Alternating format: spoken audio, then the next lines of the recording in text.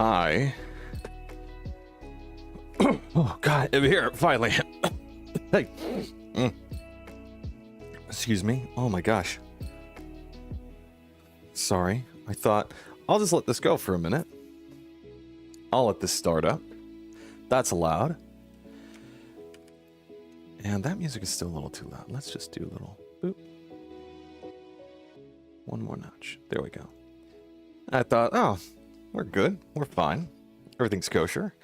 And then I had to check on Tato and do some other stuff. And now she's terribly concerned about the spooky eyeball toy that the beautiful lady got her the other day. Today and every other day, my name is Newfable. Hello. And today we're taking a look at Draw Steel. It's arrived. It's here. Fully even. Released, in fact. 1.0, as it were. The final finished product. I'm excited. I'm very, very excited. And I started looking through it. I think it came out on Thursday. On Friday, the beautiful lady sent me the PDFs because she got it for me on BackerKit as, I think, like a birthday gift last year. She was like, by the way, I did this for you. Like, here's a receipt. It's coming. Like, don't worry about it, right? Very cool. Very, very cool gift. I loved it. And it's finally out.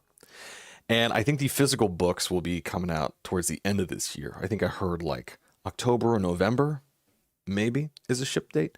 Who knows? But the PDFs are here and they're out. And they're also currently still working on their virtual tabletop. So that'll be available as well, which will probably be Nessa to play this game, as we see here. But I thought, as I was reading it and looking through it yesterday, I was very impressed. I was completely blown away by how cool and awesome it is. But I realized it's probably not going to do a whole lot to do like a read-through, like we might have done with Daggerheart or with Break or with any of the Fabula Ultima, any of these other systems, because it is very, very dense. Be like trying to do a first look through of something like Pathfinder, I'd feel like. Or even D&D for all the info that it has. So instead, I thought, let's just try to go through the character creation process. We'll learn the game as we go. I have here just the book 1 of Heroes. And then I also have, let me see here. I've also got a character sheet here.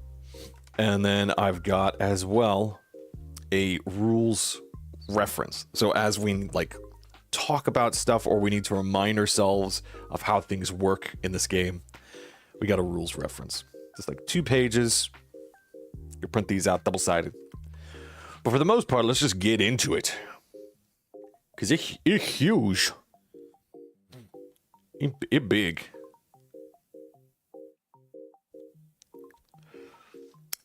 It's quite big. And something you'll probably learn as we start going through this. Well, let me give you my credentials first. I always try to do this every time we do like a read through or anything like that, just because I don't want people to. I want people to understand where it is that I'm coming from, where my opinions might be coming from. I think I've been a game master for maybe not. I think I've been a game. I've been a game master for I think about probably six years at this point, maybe going on 7. I started with Fantasy Age, and I've been playing TTRPGs for much longer than that, but I started being a game master maybe about 6 or 7 years ago. Probably 6. I think maybe 6 years ago. 7 might be too long. And I started with Fantasy Age. I didn't really meet that system where it was, and the critical system in that game was a little wonky and constantly stopped the game at our table. And so I said, hey, how about D&D 5e? Because I was using those books to like make magic items for the adventure that I was running. And everybody said, sure. So me and my friends started running a game of D&D 5e that kind of petered out. I ran Adventures League for a while at a local game store. I started dabbling into professionally DMing and DMing for events and things like that stores or shops might asking me to do. Still am. And while I was doing that, I was dabbling into other RPGs, other TTRPGs, trying to wonder like when I might ever get a chance to look at these, because everybody's very D&D hungry. Everybody really liked those. OGL stuff happened. I was like, the floodgates. So I just started like looking through all of my games and recommending all of my games and trying to show other people like, hey, now's the time to run from D&D because none of this is going to be good. Sure enough. And so here we are today. I still do things professionally. I'm currently running a game of Daggerheart with people. I do know one of my buddies is probably, because he's a big Matt Colville fan as well. And he's definitely, if he hasn't seen this yet, he's probably definitely interested in it. And I actually got to text him to be like, dude, if you want me to run this, or if you have a game master and you don't mind me streaming in, because he recently moved out of state, I'd be like, I want in. This game looks so good. This game looks so good. Look at this artwork. Ah, it's so good. So, one thing that we're probably going to learn is the layout for this book, albeit like some instances like this, like these big black pages and these big full splash pages of artwork. The artwork's incredible, by the way. This is the cover. This is the cover of the book. Amazing. This looks so good. But we'll probably find out too, as we go, is the layout of this book is the worst thing about it. The layout is not good. It's a lot of black text. They have some graphics for like features and powers and abilities, but other than that, it's like big text, slightly smaller text, slightly smaller text, maybe by like one font point, one text size point for like a whole different section. So it can get really hard to figure out what comes next. In many cases, this is meant to be a rules reference. But in the same damn way, menu, boop. But in the exact same way,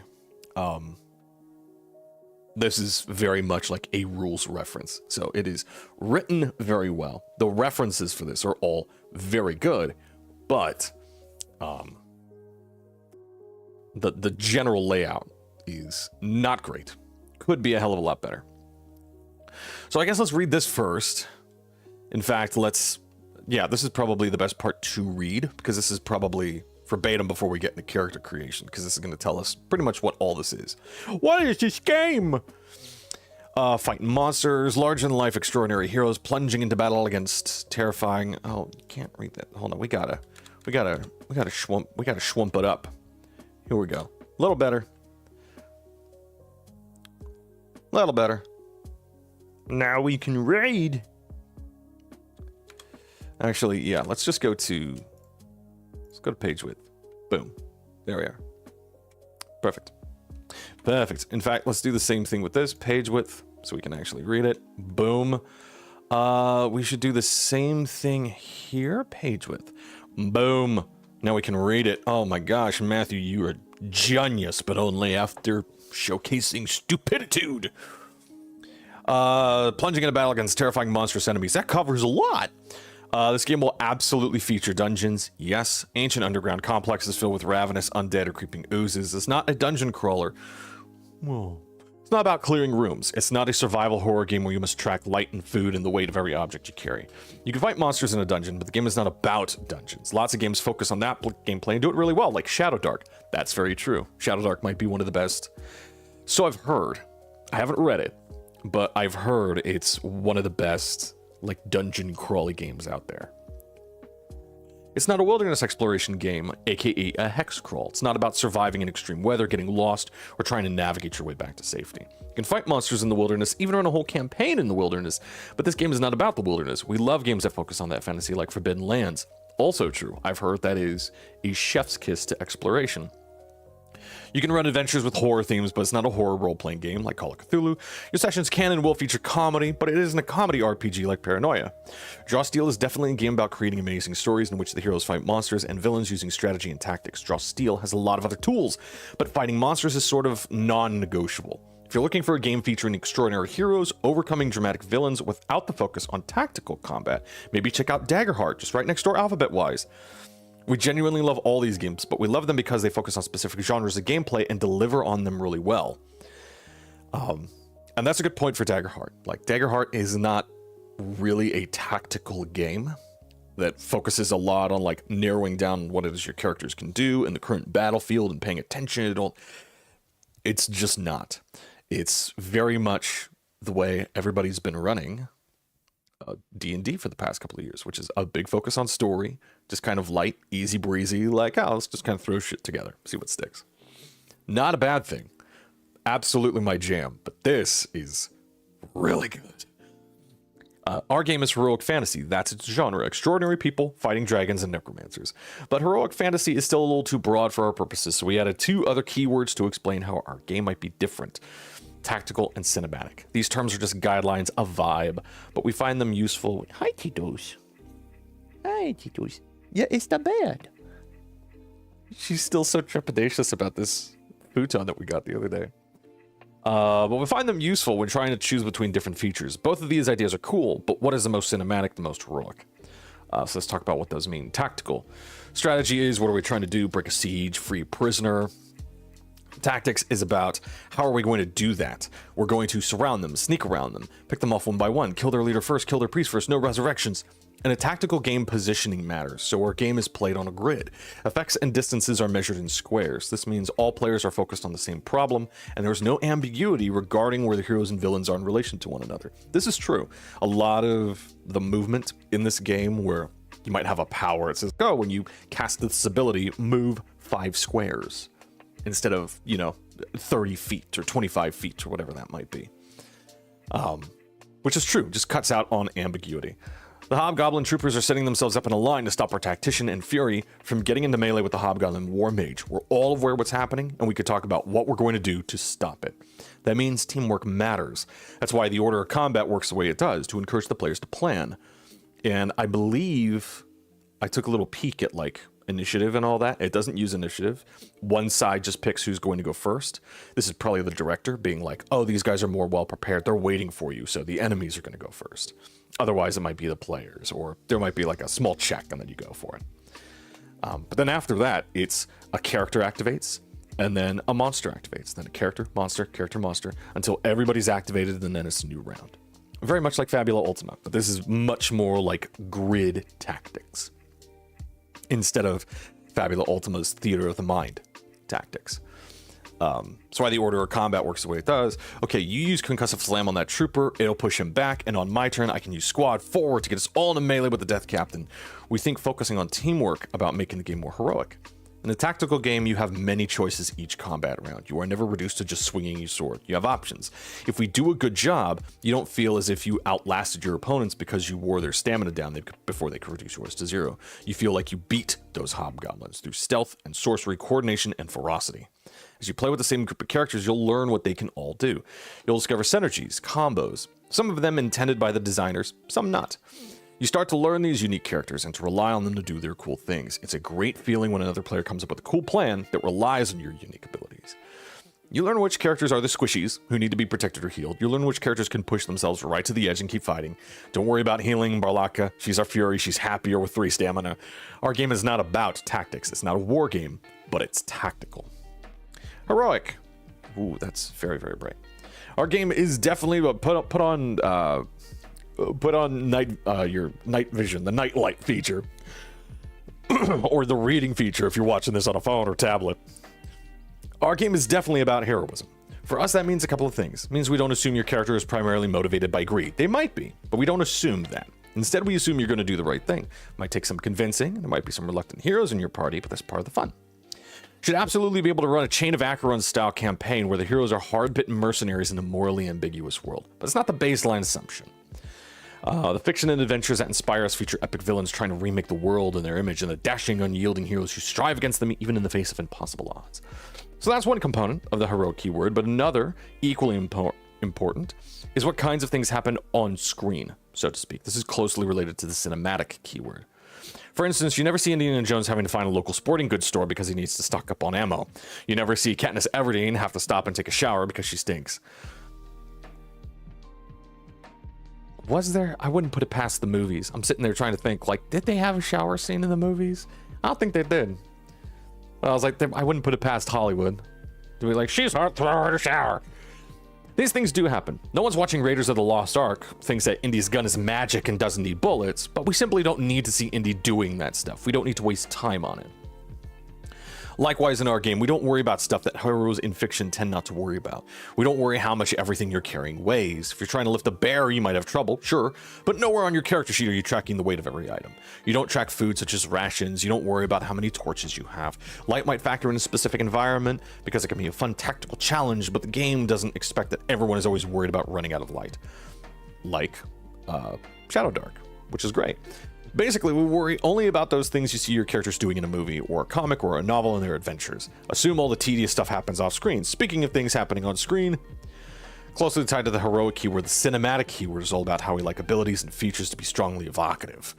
You can imagine your character doing or saying these things. In all this confusion is a good name for the Shadow's ability to slip out of melee and retreat to safety. The text of the ability says how it works, but the name creates an awareness that explains how it's working. When Sir Vanazor, the Dragon Knight Fury, leaps onto a goblin war spider, cleaving through the goblins, riding the creature in a single turn, you experience that action in your mind. It feels like a movie. It doesn't feel simply as if you rolled well, but like an epic scene, complete with slow motion and a Carpenter Brute soundtrack. Or Carpenter Brut? Not sure. You should imagine your tactician character leading the battle, granting your allies free strikes, extra maneuvers, coordinating the battle. That's what the name implies. And if we've done a good job, when you read through your character's abilities, you think, yes, this is what I was imagining. I can't wait to do this. Fantasy. Just, you know, it's got dragons and stuff. It's worth mentioning, while everyone basically already knows what fantasy means in this context, we do imagine it a little more broadly than your average classical medieval fantasy. We like that stuff. Velasoria is our medieval European fantasy analog with knights on horseback and wizards in towers. But we also like high fantasy urban intrigue, and so we're developing Capital, city of the great game, the greatest city in this or any age. Vasloria is mostly humans and elves and orcs and dwarves, but Capital has dozens, hundreds of different ancestries in it. Looking back at movies like Star Wars and the work of artists like Chris Foss, the 70s stuff now seems explicitly fantastical. There's nothing specific or even plausible about a lightsaber or a John Berkeley spaceship, but damn, they look cool. So Star Wars, space wizards. Yeah. So our setting includes the timescape, our multiverse of what the world of Orden, containing Capital and Vasloria, is only one part. The timescape is more explicitly space fantasy. These core rules mostly cover the classic fantasy stuff, but we think Capital and the timescape will help us deliver a game with more people can see their fantasy in this world. Fantasy includes magic and psionics, telekinesis and telepathy, Jean Grey style. So this is if you're coming from D20 fantasy, so very much D&D, in some cases very much Daggerheart maybe, but also Pathfinder, for sure, D&D and Pathfinder. Character options are different. We strongly recommend you start exploring Jarsteel by looking through the character creation section before you decide what you want to play. You can't just assume the conduit is basically a cleric. In some ways it is, but in other ways it's quite different. You might have some cool character archetype you love to play in D20 fantasy, and you're dying to see how it might work in Jarsteel.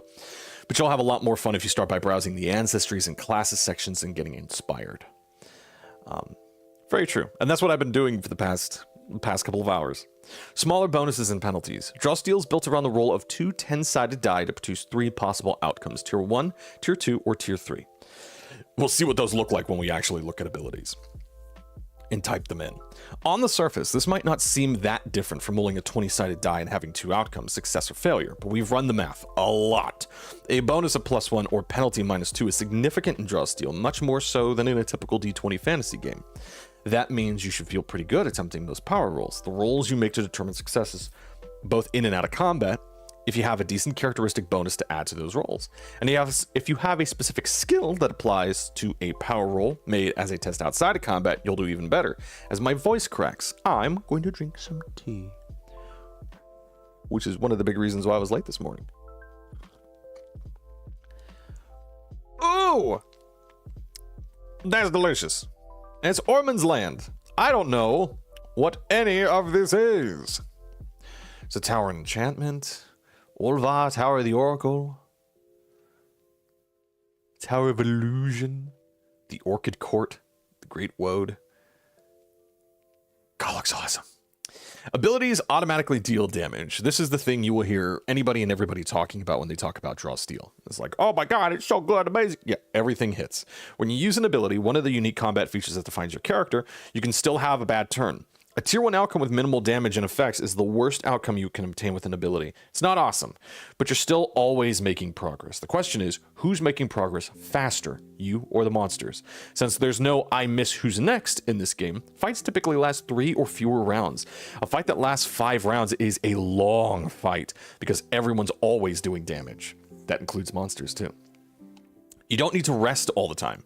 Most D20 fantasy games are games of attrition. Your spell slots and other features dwindle as the adventuring day goes on. In Draw Steel, you need to rest or regain your stamina and recoveries, the stats that determine how robust you are in combat, but all characters earn the capability to use their magic and other awesome abilities as they adventure, encouraging you to press on heroically.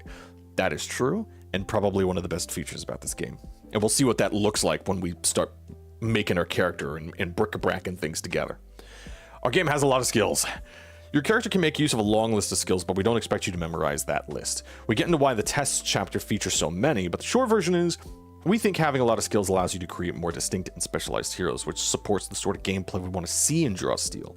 And skills in the game aren't tied to characteristics, very much like they are in D&D, where like acrobatics or sleight of hand are dexterity skills. These would just be skills in Draw Steel. They aren't tied to anything. If you're trying to lose someone in the crowd, you can use presence, the characteristic that represents your character's force of personality, to try to hide. Why not? We won't be able to point out every difference, and we don't expect you to do everything to the letter. And those are, yeah, that's fine. There's a good number of differences in this game. There really, truly are.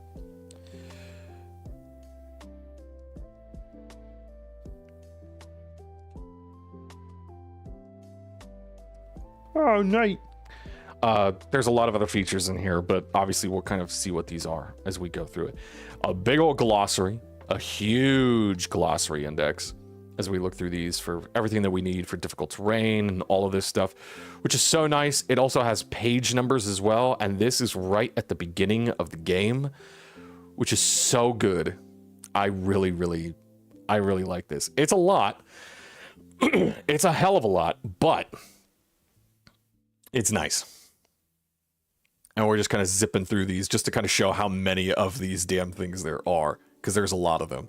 But it's real nice to have that at the beginning instead of having to go to the end and then figure it out. And these are just big areas. And as you go to these big areas, like title, this is a great way to be like, okay, what's a title? That's what that is. Okay, page 338. And you can just go there and boom, and it's there and good and done. Artwork. The basics. So this is probably good to go through. The first is characteristics. There's might, represents strength and brawn. Agility, which is coordination and nimbleness. We've got reason, represents logical mind and education, which is probably closely tied to intelligence, but also like your ability to reason. Intuition is instincts and experience. And presence represents force or personality. So yeah, you'd probably use either like agility or presence to like try to hide in the crowd, like they said. Characteristic scores. Each characteristic has a score that runs from -5 to +5. The higher the score, the more impact a creature has.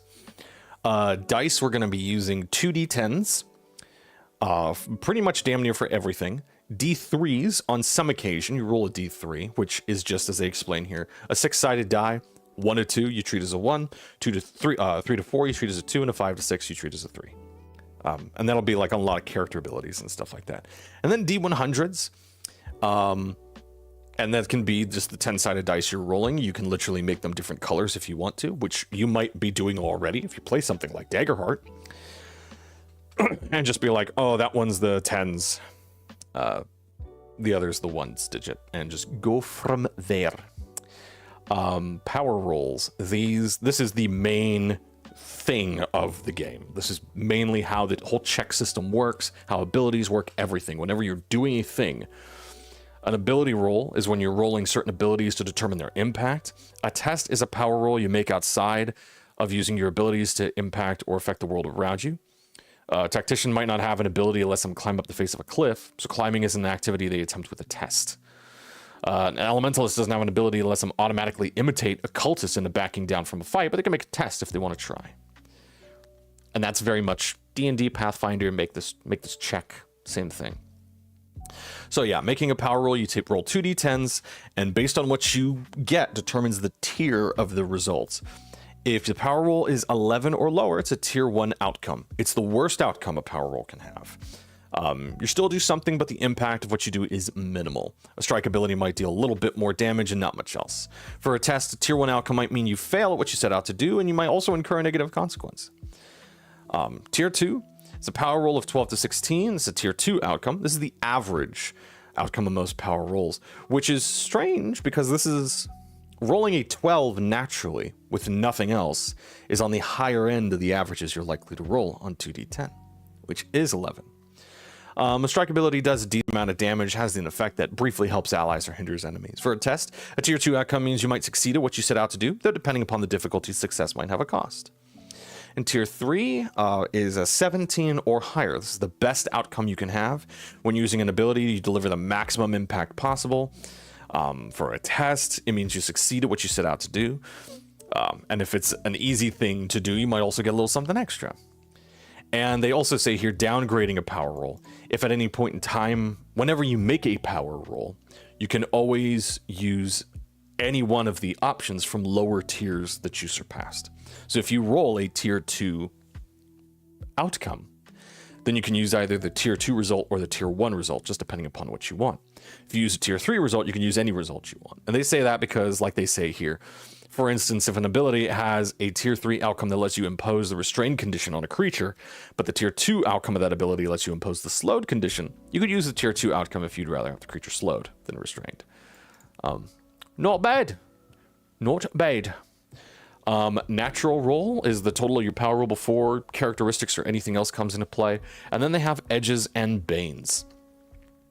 Edges is whenever, it's like advantage and disadvantage, but instead of rolling twice, you get a +2 on the check with an edge. If you have a bane, you take a negative penalty. When they say you have 2 or more edges or banes, you have a double edge. At that point, it's a bit like the cipher system in that you don't add anything more, the number doesn't get higher, the result just gets better. So they say with a double edge, you don't add anything to the power roll, say for like characteristics and stuff, but the outcome of the roll automatically improves 1 tier to a maximum of 3. And then with a double bane, same thing, you don't subtract anything, but the outcome of the roll automatically decreases 1 tier. And then there's some instances on when to use them and when to give them out and all that. And then there's also hero tokens, which you can give to players for like doing cool stuff or doing big things or acting heroically or acting in character, or maybe they're acting out a complication or really leaning into a complication on their character.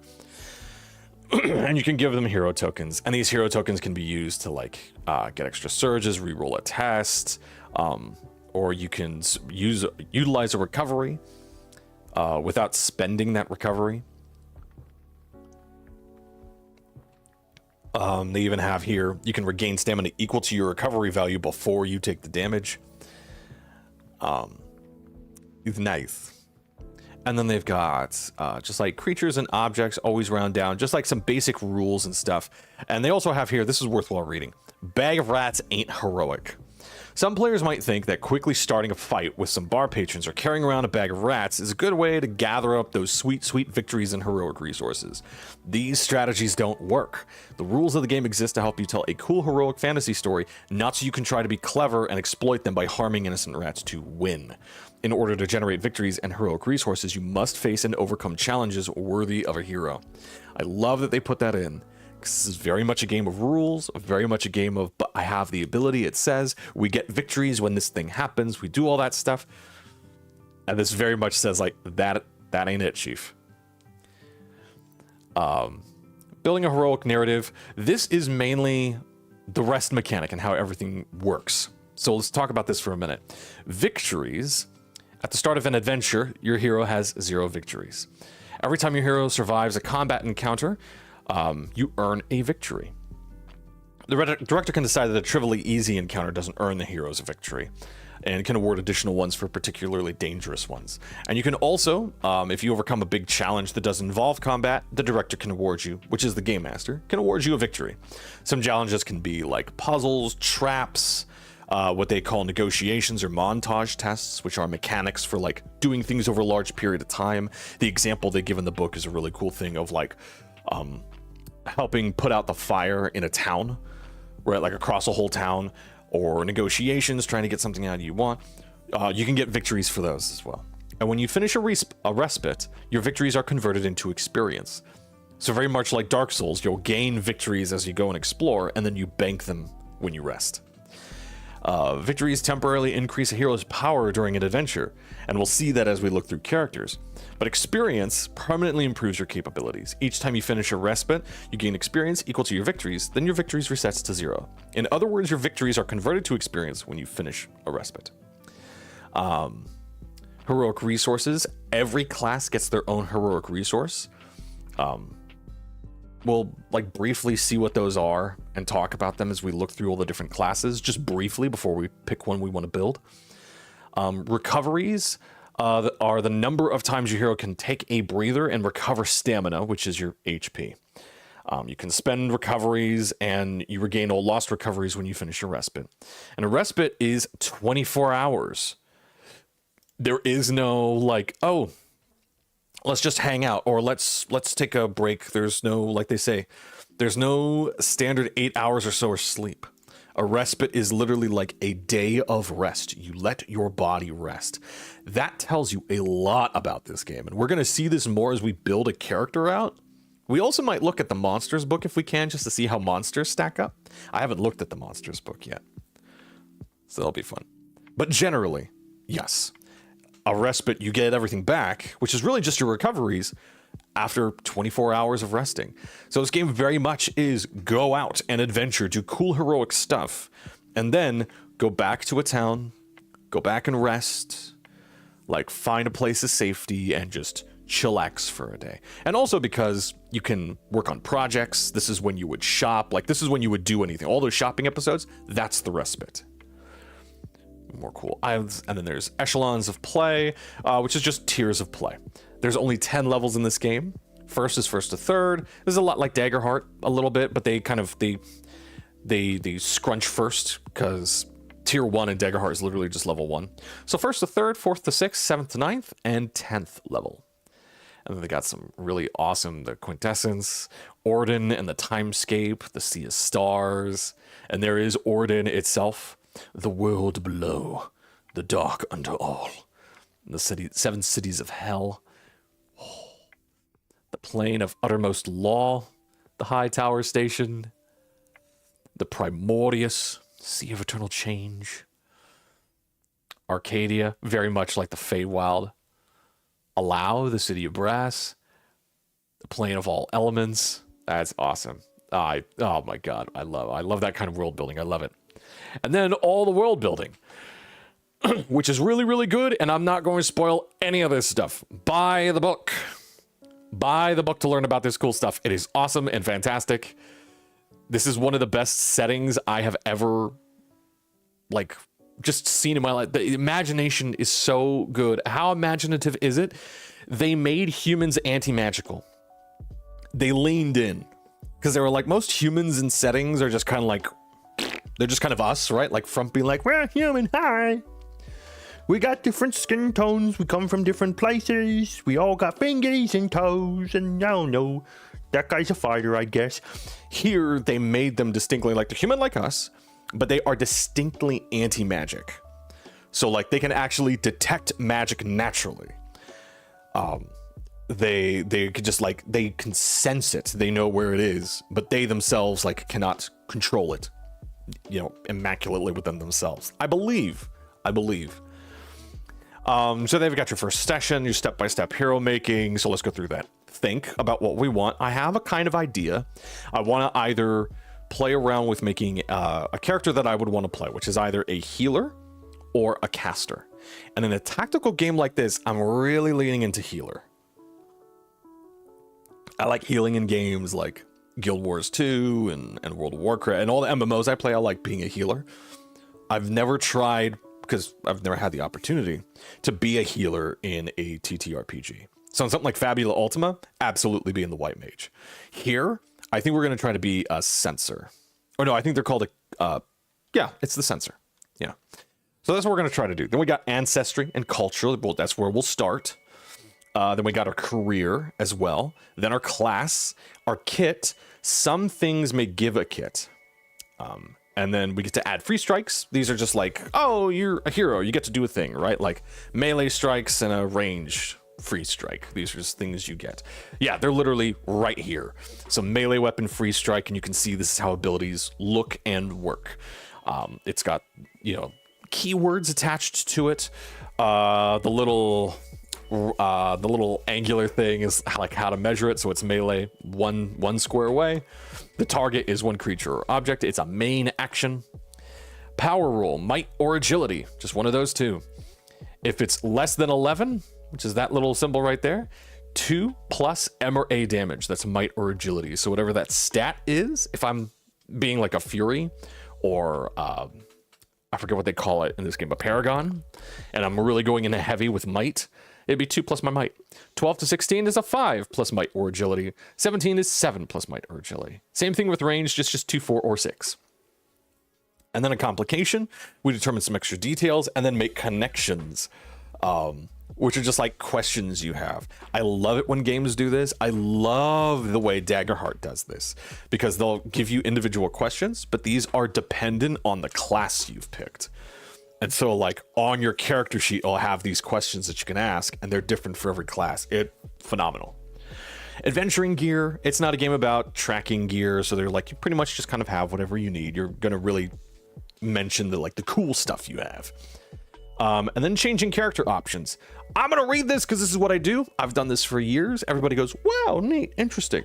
I have a player that's playing in Daggerheart tomorrow where they're like, hey, I thought about like changing a character class. And I'm like, absolutely. Just arrive a little early and we'll figure it out. She was like, really? Like, yes. Because one of my first experiences with Pathfinder was like, hey, I made a mistake on my character sheet. I want everything to stay the same. Can I just repick a spell or two? And they're like, nah, man, you're stuck. And I was like, good. And I never played again. If you pick a skill, ability class, or any other option that you end up not liking after using it in the game, even your character's ancestry, you can always freely change that option between game sessions. If you want to change some aspect of your character during a session, ask your director. If they say it's fine to swap that aspect out for something else, go for it. You shouldn't be stuck with any option that makes the game less fun for you. Yes! Yes, yes, yes, yes. 100 times, 1,000 times yes. If you are not happy with your character, just change it. This is a medium where you get to do that.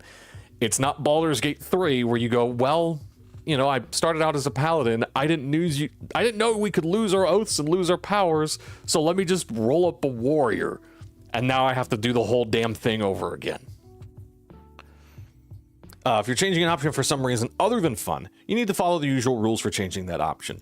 For example, you might want to swap a kit out because you think the next adventure is going to require you to have a better distance with weapon strikes. If no rule for swapping out an option exists, such as wanting to change a signature ability granted by a class because you think a different damage type would be more helpful against undead, talk to your director. And then respite ability changes.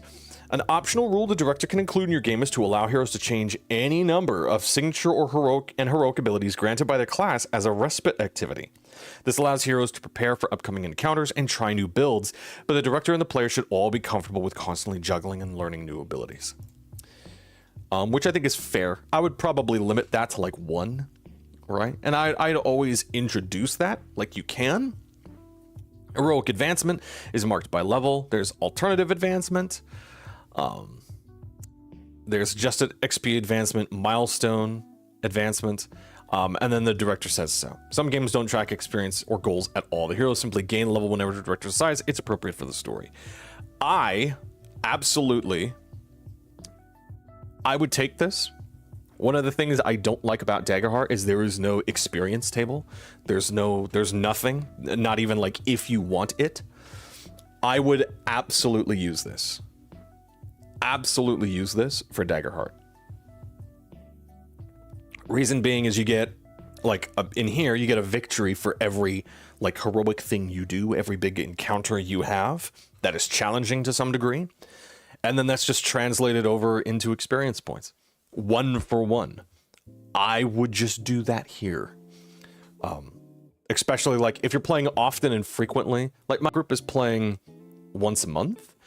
So I'm just going to use this. I'm going to use experience for double speed so that they can actually like gain experience a little faster, so that after 72 encounters of doing a thing during a campaign, they're level 10, which is probably going to take like 2 years. If you're playing every week, I would just go for regular, or if your players want to like feel it out more, if they really want to like lean into it or play it for a long time, I'd go for half speed.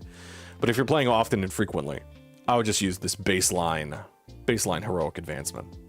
I would just take this and use it in Daggerheart. I would just take this and use this in any game system out there, especially ones that only have 10 levels in it, 'cause why not? It's just like the number of encounters. The number of encounters you get after this number of encounters, you level up, you get cool stuff. Absolutely. More cool artwork. More cool artwork. All right, so these are the ancestries, so let's get into it. We got the devils. They originate in the 7 cities of hell and have supernatural charisma that helps them persuade others. We've got dragon knights. They're muscled, draconic humanoids that stand between 6 and 7 feet tall. We've got dwarfs with stony skin. They have short and stout bodies. We got a woad elf. They're lithe humanoids with finely furred skin in all shades of blue. They've got angular features pointed in akin to a bat's. High elves, which have tall, willowy bodies, smooth skin. A Hakan. These are descended from stone giants, stand over 9 feet tall. They are the largest ancestry in the book. Humans. Yeah, humans have all the diversity of our species displaced in real life, and they can sense the presence of supernatural energy. Badass. Awesome. The Memnek, originating on Axiom, the plane of uttermost law. Their bodies are made of metal, marble, glass. There's orcs with green skin tones. A supernatural energy they call the blood fire flows through their veins. The Polders are like our halflings, right? And then Revenant. No hero starts their life as a Revenant. Rather, these undead creatures return to the world of living because they have dire business that must be finished. A character of any ancestry can become a Revenant. And then Time Raider, travelers of the timescape. The Time Raiders, or Koranzoi, as they call themselves, have 4 arms and a singular ocular sensor instead of a pair of eyes. Many have innate psionic abilities that make them capable warriors. I think we're going to try to make a Memnek. That just sounds really cool to me. On the origins of species. So we'll probably look at this stuff. Let's go ahead, and we know we want a Memnek. Let's see here. There's feminine, gender neutral, and masculine. Let's just pick one of these. Duravata. I love that. Let's go into our character sheet and immediately, boom! Duravata. I like it. Oh, and let's go, it's a Memnek. Class, we're gonna figure that out. Then they've got polder names, tolerance names, size, weight, life expectancy in years. Memnek is 70 to 120, just depending. Starting size and speed. Unless otherwise noted, a character of any of these ancestries is size 1 meter, or probably like 1m. Is that anywhere here on this character sheet? Yes, size 1m. Speed of 5, I think it says. And stability of 0. I don't know what stability is, actually. Let's check. Schwump! Let's check up here. Where's our index of stuff? Where's our index of stuff? Stability. A measure of a creature's immovability. When a creature's force moved, the distance that can be force moved is reduced by a number of scores equal to their stability. Nice. Okay. Good to know. That is good to know. So here we go. We got devils here. And for these, let's go ahead and do, let's see. Let's do page fit. And then let's do odd spreads. So just kind of look at like how these just look. I just want to show these off. We got devils. And traits we're going to get, we actually purchase. So every group, every ancestry has like a signature trait, but then everything else you just buy with a certain number of points. So you can have more or less traits depending upon what you want. We got the Dragon Knights, and there's like fiction with every single one of these. I love it. I absolutely love it. Dwarf.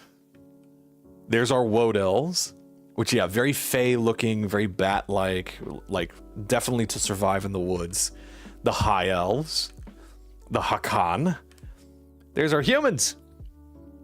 There's a Memenek. That us. There's an orc. Orcs, a lot of their orc it looks like they have masks, right? Because like their foreheads end up in spikes, but not horns. It always looks so damn cool. I love it. There's our polders. And our revenants are undeads. And then Time Raiders. Punk as hell. Rusty! Alright, so we do in fact want to go with our Memnek. Let's go to page width. Oh, nope, let's go just no spreads. Alright, so what is our signature trait? Our signature trait, fall lightly. Your silicone body is... we have two of these. Fall lightly and lightweight. Okay. Let me take this and just write this in over here. Where's our class features? Here we are. Fall lightly. Reduce the distance of falls by 2 squares. Oh, these are ancestry traits. Oh god, I'm putting these in class traits. There we go. And then lightweight.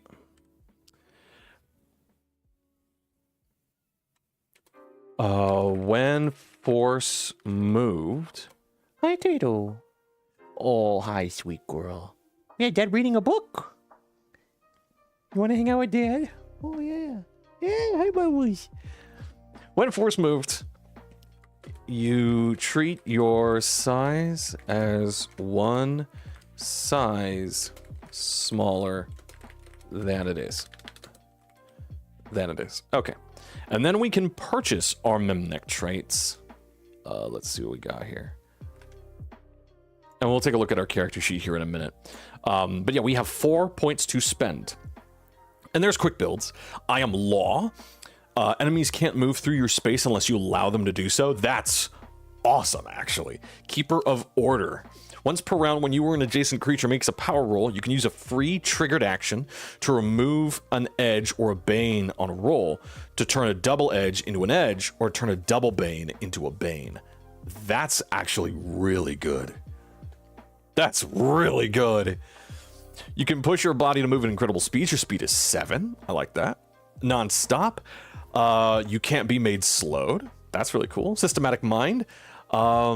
You gain an edge on tests made to parse schematics, maps, and other systemic documents that aren't inherently chaotic. In addition, you treat any language you do not know as if you know a related language.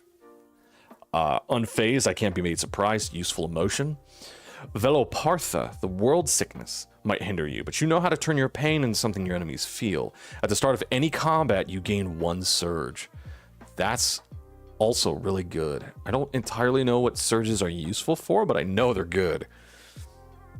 This is great immediately. Let's just pick some, though. So we're thinking of playing a support character.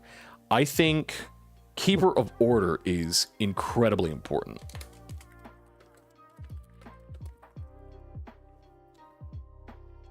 So we want once per round.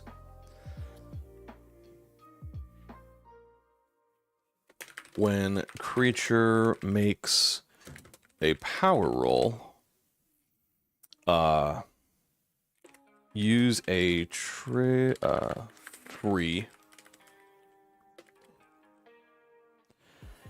to remove an edge, bane, or... Hi, sweetie. In the fridge with you on the counter? Just put it on the counter because I can warm it up. Thank you. Beautifully got my breakfast. Or double edge to edge or double bane to bane. So that's 2 points right away. So we have 2 left to buy with. I think having 2 useful emotion, really good. Just getting extra surges.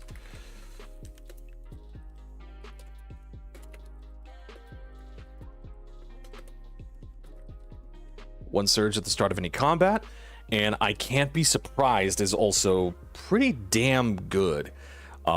Increasing my speed, we can't do. So let's go for unfazed. Whoops. Unfazed. Can't be surprised. Boom, bam, we got it. And we're putting all of this stuff over here. We've got an ancestry traits section, so we're just writing all that stuff down in there. And I don't think we have a... Yeah, those are just traits. So that's all the stuff that we get for our ancestry. What's next? Background. So we get a culture. We get a lot of stuff here, actually. So they have here... I'll just summarize what they say here. You can get a tip. You can pick whatever the hell you want. But if you want something more thematic, you can either go like typical cultures for like your ancestry, where you come from. This is taking into account like the actual culture and history of your place, or your archetypal. So based if you were like a mercenary band or a noble house or a pirate crew. Those are all different ways that you can go about that as well. Let's go with just Memnoch ancestry cultures. So the language that we learn right away is axiomatic. And we've got here, let's see. I know I have to keep going back and forth with this stuff here. Let's see. Where is the language? There we go. Axiomatic. And then we've got environment. Let's write that down. Nomadic. Organization is communal. And our upbringing is academic. And we're just writing that in right here. The first page of Draw Steel has all of our like stats and stuff, which we'll probably fill out when we get to characters. It's got class features, ancestry traits. Second page has like all the extra benefits, like career, complication, all the stuff in your background, as well as this huge list of skills. And very much like they said, they aren't bundled with the stats that you have. They're bundled with what they are. So like intrigue skills, lore skills, exploration skills, crafting skills, things of that nature. Again, I would also just use this for Daggerheart. I would just say, here's a list of skills. Whenever, like, pick one that you think you like, and then iterate on it. Like, don't end on it, but iterate. And then they got our culture. So we're going to write down all the bonuses right here, and then we got our language right over there. So let's do that. So Memnoch, well, let's see. We got culture benefits. You know the language of your culture, in addition to knowing Kalen. All right, so we also know that. Or Kalian. Yeah. I'm gonna take him home. Do you want the arrow? Oh, yes, please. Thank you. I love you. Oh, hold on, everybody. Hold on.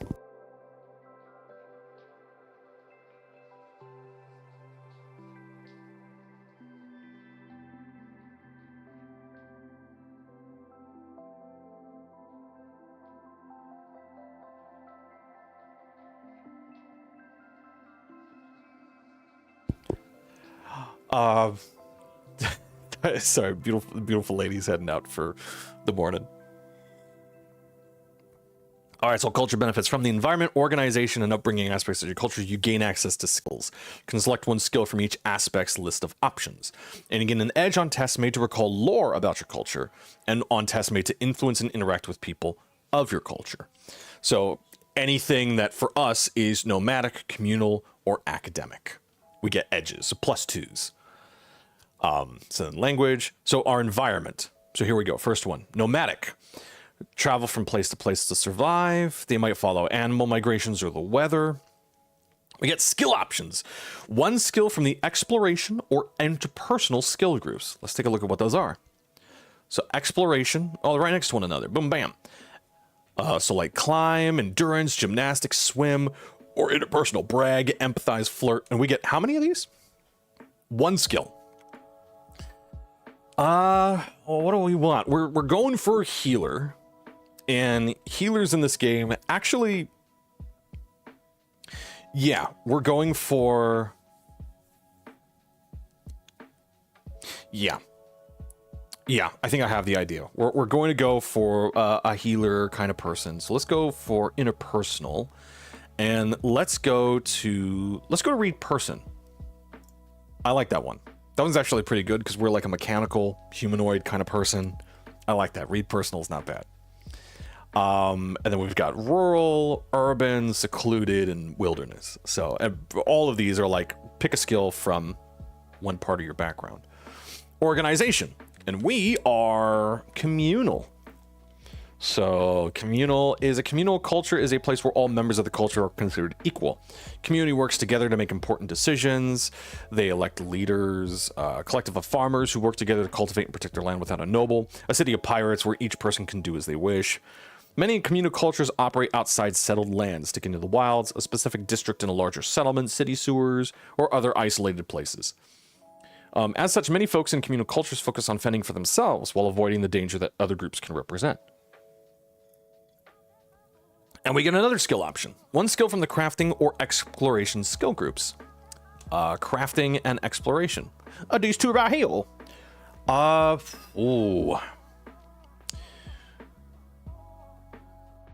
Okay, well, because of who we are and who we were, let's do this. Let's change this. Let's really go into exploration. Let's change that to heal, because we got that.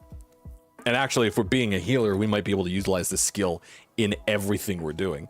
Hold on, what happened here? What is going on here? Again, our microphone is unmuted, but has no signal. But I can still be heard. You heard? It's apparently a thing, right? I can still be heard. Yeah. Sorry about that. Sorry. Yeah, I don't know what's going on with that. Okay. So yeah, let's go to heal, and then we can also go into navigate. I like that. I like that a little better. Okay. So that's communal. We get one of those from that. And then we got our upbringing. And our upbringing is academic. Oh, we also can put here, let's put the skill we got. We picked navigate. And for communal, we got our skill in heal. I guess here we can put like what these things generally are. We can also put notes like that. But our culture or upbringing is now academic. Skill options. 1 skill from the lore skill group. All right, lore. The law. Magic monsters, nature, society, timescape. Oh, I love that ability. Let's go with timescape. Oh, I love it. Don't know how we're going to use it. But man, like if we go outside the world, I got point. I like it. Okay. And then we've got like martial, all this stuff, skill options, noble. But I really want alertness. If the culture you create doesn't grant a skill that you want, ask your director about modifying what it offers. Tato? Tatoes?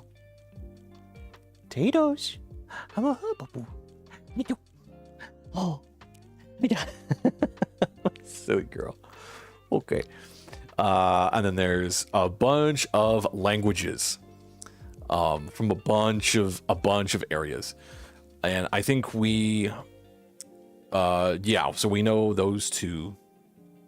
We know those two language use. Okay, bunch of extra stuff, and languages can be useful here, which is really awesome. Careers.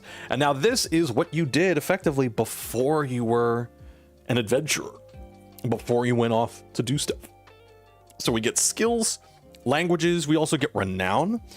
Some careers increase your starting renown score from a base of 0. And renown is like Renown will let you like get extra stuff like retainers and strongholds and things like that. And some will give us languages, skills, as well as wealth. We increase our starting wealth stream from 1, and then project points, and then a perk. Your career provides you with a specific type of perk, a special feature that lets you customize your character, and that would probably go down here. Here's our career. Okay, so that's where we'll put that. What was taken from you careers? A to Z. So let's just look through these real quick first. We've got agent, and it's got everything we need. Aristocrat, artisan, beggar, okay. Criminal, disciple, explorer. Oh, we're probably gonna go with explorer. Farmer, gladiator, laborer, mage's apprentice, that could be good too. Performer, politician, or sage. Oh, and more. Sailor, soldier, warden, oh, like protecting the wilds, and the watch officer. And that's what we got. I think we're gonna go with explorer. As I read all those out, that was the one I was like, ooh. It's like either that or mage's apprentice. But yeah, you ventured into uncharted areas and made your living as a cartographer, researcher, resource seeker, or treasure hunter. So skills, we get the navigate skills from the exploration skill group. So we're already getting that. Let me see what this says about if we get a skill that we already get. Let's see here.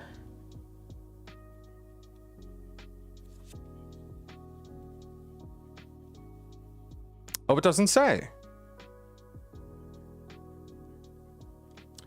I would say, okay, well then we already get that. We're getting another one from, what is it? Navigate? We're already getting one of those from Nomadic. So we're already getting Navigate. So let's get, because it was, Nomadic was exploration or interpersonal, is that right? Let's go back here and take a look. Oops, I'm going too far. Let's see here. Nomadic, exploration or interpersonal skills.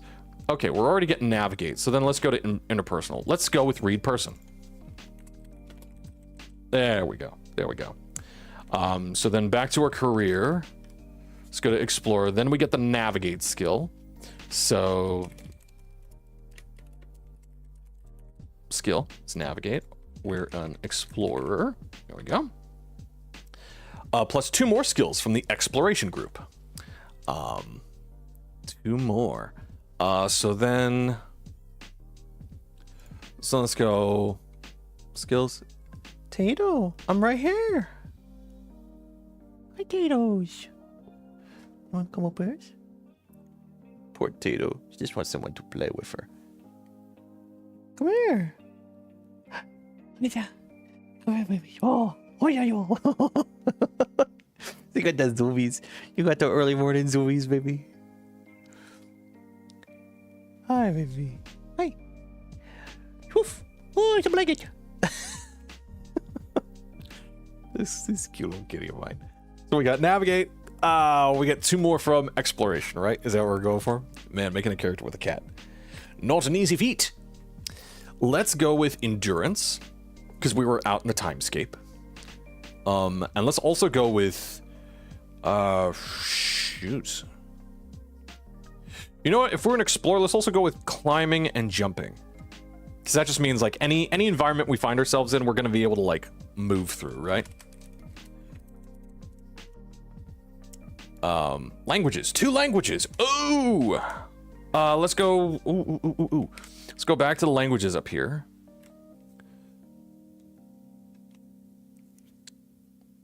Let's go to the languages by the ancestry. Let's speak. Ooh. Mind speech. Oh my god, that sounds awesome. The voiceless talkers. Yes, we absolutely know mind speech. Are you kidding me with that? That sounds awesome. And one more. This is really interesting. Hold on here. I love this shit. Low Curic is the language of elementals. High Curic is bred battles, giants, ogres, and trolls, which insinuates that they have a connection, at least linguistically, to elementals. That's fascinating. Oh my goodness. Oh my god, and the first language. I love that. Let's also go with, yeah, it sounds so cool. Yeah, and the first language. Tato, I am in here, sweet girl. I's in here, speaking to people on the internets. This silly cat. Let's see here. There we go. Languages and perk. 1 exploration perk. Where are perks? Hold the phone. Let's see here. Oops, nope, not what I'm looking for. I am looking for, oh, Lord in heaven help me. Table of contents. Boop. Oh no. Let's see here. Perks? Where's the perks? 227. Okay. Whew. And we get, I gotta write that down. Oh my god. Where were we at? 50? Even longer than that? Gotta write this down. Explorer. 1 exploration perk.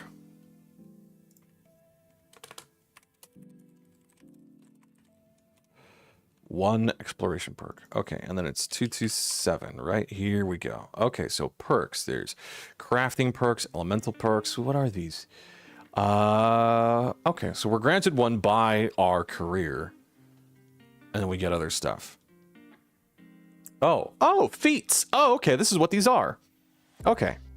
So there's Brawny, Camouflage Hunter, Danger Sense, Friend Catapult. Oh my god, yeah. I've got you, Monster Whisperer, put your back into it, Team Leader, Teamwork, and Woodwise. Let's go with Teamwork.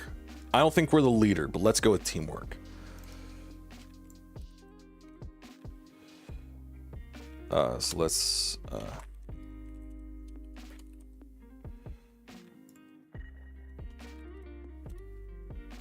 There we go. You take your first turn during any montage test, and let's just make sure that all of this stuff is, yeah.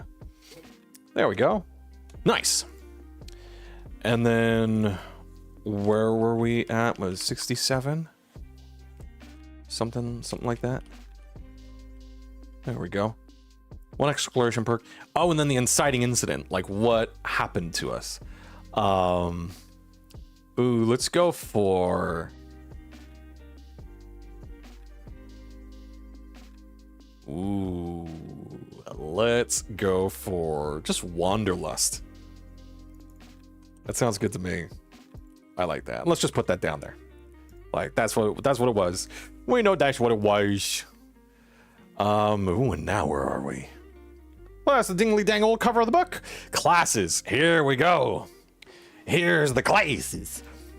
So every single one of these, let's just read these. That way we kind of know generally what they are here. First is Censor. Oh no, we're thinking of a Conduit is what we're thinking of. Censor. Censor is a trained warrior devoted to a saint or god. They hunt down the forces of evil using melee weapons and magic granted to them by their divine patron, specializing in confronting the wicked and locking down single enemies during combat. We have our Conduit. Conduit is the devoted priest of a saint or god. They wield divine magic that smites enemies with holy energy and supports their allies and are renowned for their healing abilities. Elementalist. They study the elemental forces of the timescape and control earth, fire, the void, and more with magic. Many of their abilities cover wide areas of the battlefield, and they have a versatile array of tricks that allow them to both control combat and manipulate the environment around them when the fight is done. Fury. So far, also, let's kind of go through. A Censor is very much like a paladin. That's what that sounds like, right? Conduit, very much a priest. A cleric, more like the Pathfinder, staff-wielding cleric, and less of the cleric from D&D, right? Elementalist, straight-up wizard, probably sorcerer, caster in general. Fury, here's our barbarian. Coursing with the ferocity of the primordial chaos in their veins, a Fury is a mobile warrior who gets up close and personal with enemies to dish out lots of damage. Leaping around the battlefield, felling foes, and breaking down walls is where the Fury lives. The Null, this is, as weird as it sounds, is our monk. Disciplined and calm, the Null is an unarmed warrior who manifests an aura that quells the supernatural and hinders the offensive prowess of their enemies. They use psionics to make their body stronger than any steel and faster than any steed. Just so, that's so fucking awesome. Shadow, here's our rogues. Stalking from the darkness, the Shadow is an expert assassin and thief who fights equally well in melee and at range as they get the drop on their foes. They utilize magic to help them stay mobile on the battlefield and sneak up on their prey. Tactician, this is kind of an original class, but this is probably one for one the Tactician from Fabula Ultima. A brilliant strategist and weapons master, the Tactician excels at granting allies more movement and actions on the battlefield. They also support allies outside of combat, always inspiring their friends to greatness. Yeah, kind of like a little bit of a bard in there, a little bit, but that's our troubadour. Talent. This is probably psionic, or literally like psionic from Pathfinder, or a sorcerer, maybe a warlock from D&D if we had to put a name to it. A talent is the master of psionics, manifesting powers that manipulate objects, mind, and time. These heroes can reach far into themselves to use these abilities even when they don't have the heroic resource to spare if they're willing to face the cost. In Troubadour, a troubadour, here's our bard, inspires their allies with storytelling and swordplay that is as much an art as it is an act of war. Their quips, songs, poems, and epic tales produce actual magic that harms foes and bolsters allies. They can even use their magic to tweak the campaign story in real time to better suit their needs. Yes! So we're thinking of going with a conduit. We want a lot of healing abilities, and I think that's where that's probably going to be. We could try looking into talent as well, but let's just make a conduit. Because I think that's also all we're probably going to have time for. Subclasses, and then we have abilities like maneuvers and things like that. Name it story text. We also get heroic resources. Every single class has a different one. They gain these resources in different ways, which guides your playstyle. For instance, the Fury has ferocity, and they gain some at the beginning of combat, at the beginning of their turn, and then they'll also gain it the closer they are to death. So the Fury is like running in, getting hit and all that. As a healer, I have to be like, you need to tell me when to heal you. Like, I'm not gonna make the call myself. You have to tell me when to pull that trigger.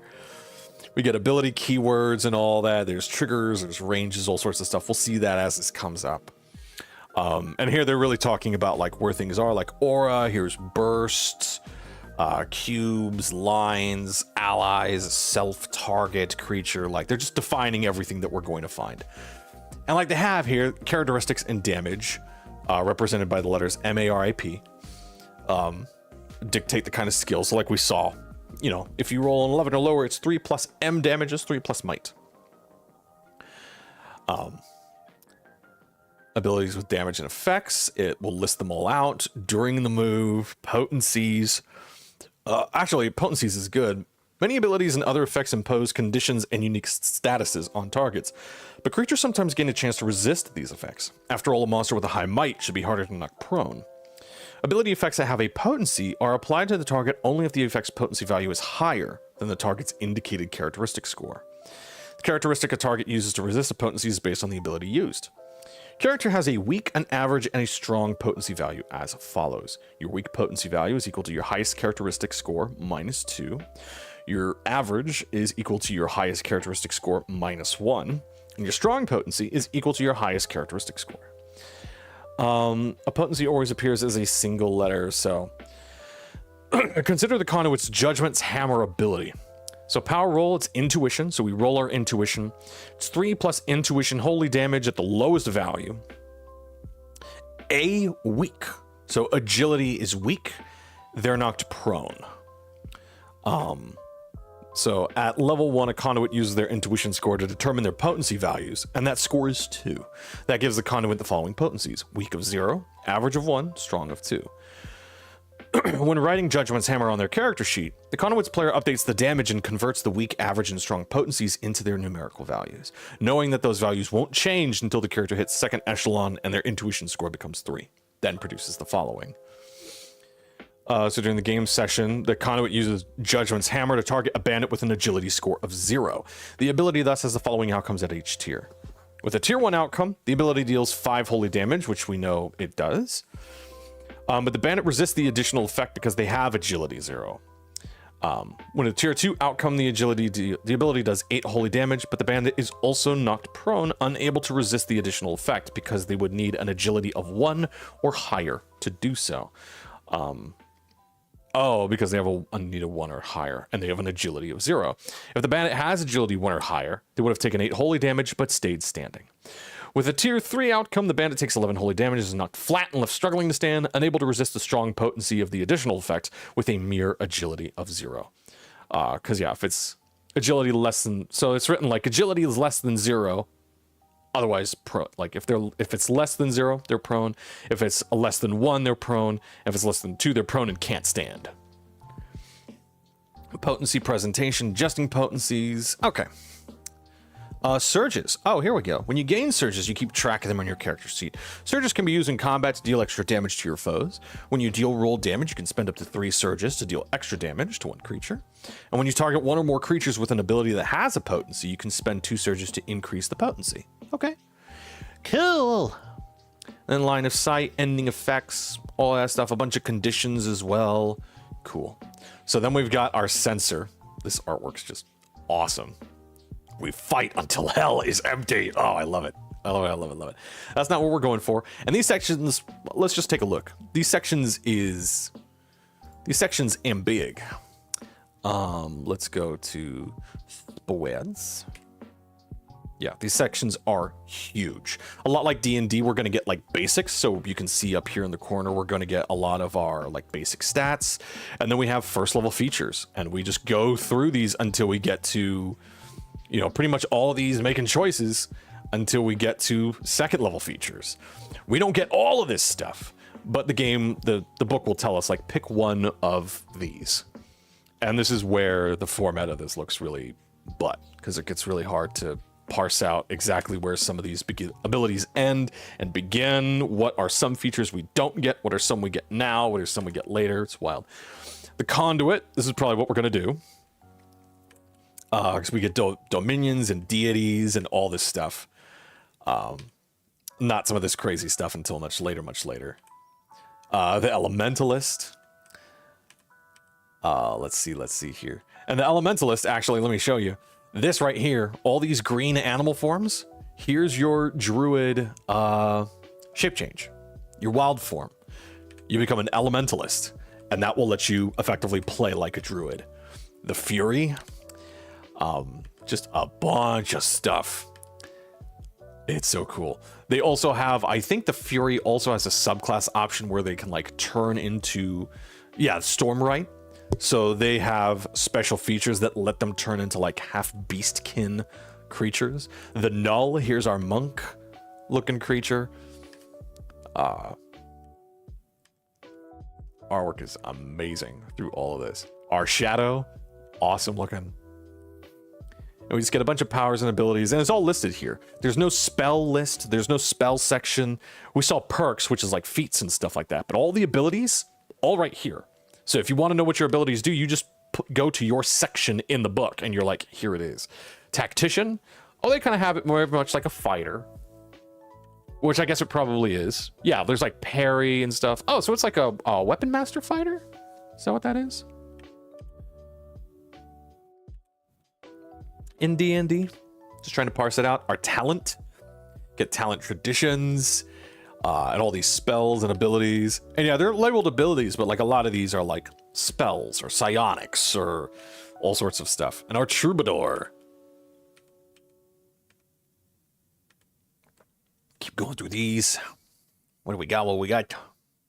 Come on now. And then kits, which I don't think we'll get one. But let's go back to the conduit. Let's see what we got here. It's going to be weird because I usually don't make clerics. So it's gonna be weird to be like, pick a god. Anyway, let's go back to no spreads. Let's go to page width. Here we are. And see what we get. So the basics. Starting characteristics. You start with an intuition of 2. Boom. Let's lock it in. All the way up here, intuition 2.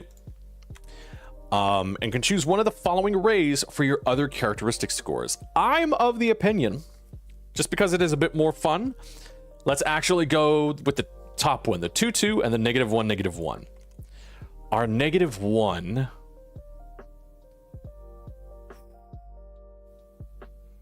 I want our reason and presence to be pretty good.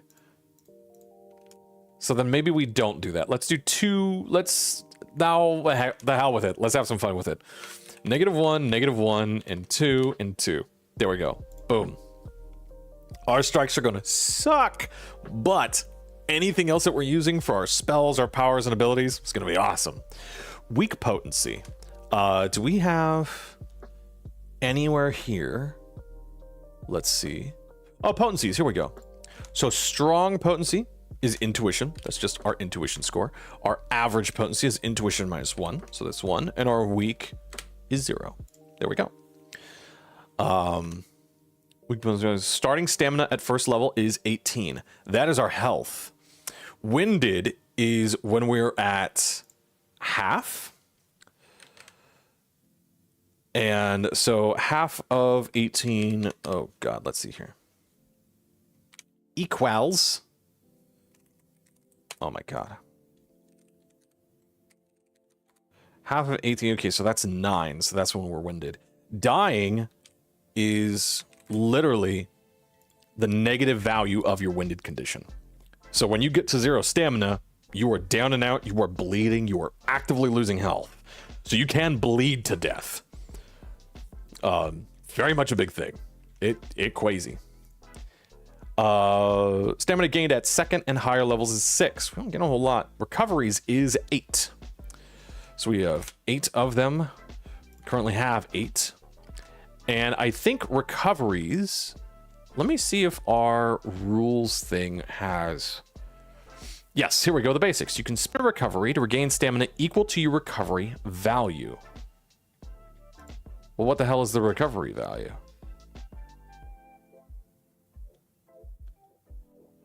How do we determine our recovery value? Maybe we don't know that yet.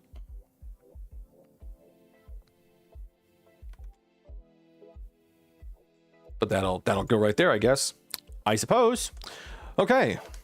That's weird. Skills. Choose any 2 skills from the interpersonal or lore skill groups. Well, we are going to be a conduit, so I think we do need the lore religion group. We do need that. And it's interpersonal or lore. Don't have a whole lot, so we can go to intimidate or persuade. Let's go to persuade. Yeah, I like that. So let's go here, class features. Let's just go over here. Let's just go skills, religion, and persuade. We could just put those in for now, just so we know like where we're getting stuff from. First level features, deity and domains. Choose a god or a saint who your character reveres from chapter 14, gods and religion. Or ask for permission. After choosing your deity, pick 2 domains from their portfolio. The 2 domains you pick make up your subclass, and your choice of domains determines many of the features you'll gain. So let's copy that. No. Is that not a thing? Gods and religion. Okay, there we go. Let's see here. Got the whole cosmology. Deities and domains. So we pick a god and then one of the 2. So we are from the plane of order. So that would probably be knowledge, but there's also creation, I see as well. Well, there's creation and knowledge. There's Ord. Literally, there's Ord. There's creation and knowledge. So yeah, let's go with Ord. So where do we put that on our character sheet? Do we put that... Is there class features? There's complications. There's all this. There's perks, titles, signature abilities. There's all these things, and this is where we'll put all of our like powers and abilities we get. There's no religion, conduit, and I guess our subclasses. Let's go ahead and write those down. Let's go creation and knowledge. There we go. And if we can, Ord. Yeah, let's just do that. Let's put it there. That way we know, like, literally, that's our god. That's what we focus on. It's a big part. Like a big part of who we are. All right. And then go back to where we was. And then our heroic resource is piety. Piety. Letting you heal and empower your allies. And so here's what we get to do with it. At the start of every combat encounter or stressful situation, you gain piety equal to your victories. At the start of each of your turns during combat, you gain 1d3 piety. Additionally, you can gain more by praying to the gods, but doing so can easily draw their ire as the gods hate to be annoyed. Before you gain piety at the start of your turn, you can pray. There's no action required. If you do, your roll gains the following additional effects. So it's still a d3. But we can choose if we're going to pray and get additional stuff. If we roll a 1, we get 1 additional piety, but anger the gods. You take psychic damage equal to 1d6 plus your level, which can't be reduced in any way. Oh my god.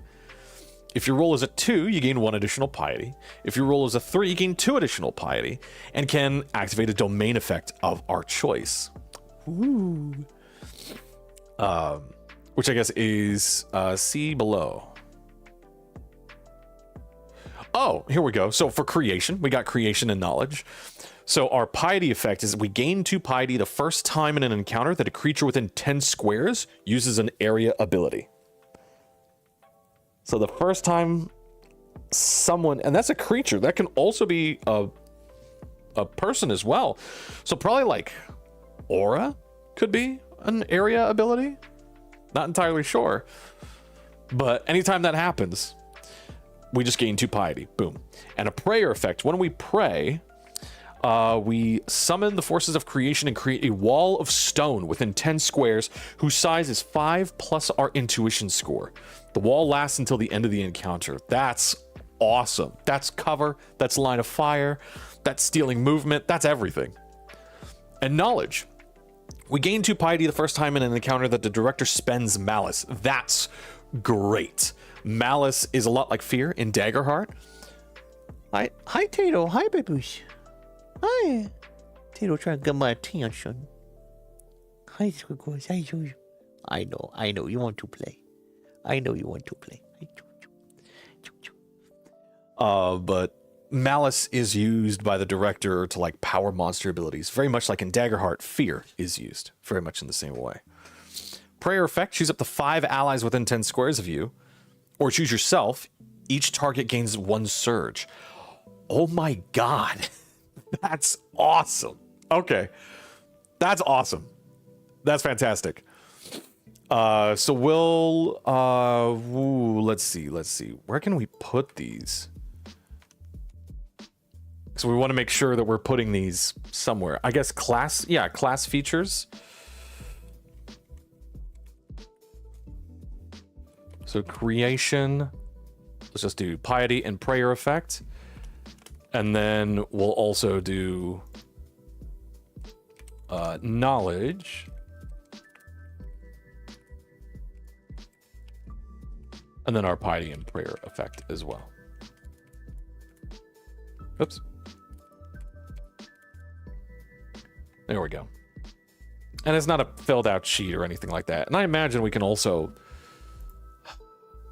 I don't know how, but there's got to be a way to schwink it. To schwink it and schwunk it. Oh, I guess that's also the modifier that we have is prayer. Maybe. Who knows? And then piety outside of combat. And then, like D&D does, it tells us everything that we get every level. Some of this is a little confusing, but like that's like deity and domains. That's what we just picked.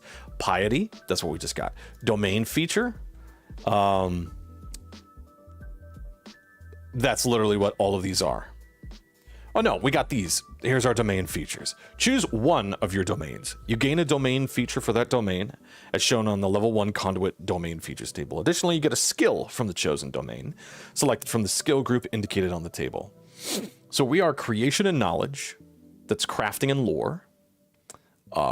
Creation, hands of the maker. Let's find that one first. Hands of the maker. We have the following ability. Effect, you create a mundane object of size 1s or smaller. You can maintain a number of objects created this way equal to your intuition score, so 2. You could destroy an object created this way with a thought, no matter how far you are from it. Ooh.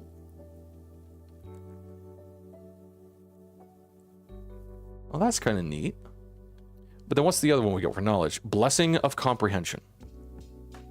You can interpret diagrams and charts even if you don't understand the language associated with them. You're considered fluent in all languages for the purpose of understanding the project source of any... I like that. I really like that. So let's go with that one. We get a domain feature.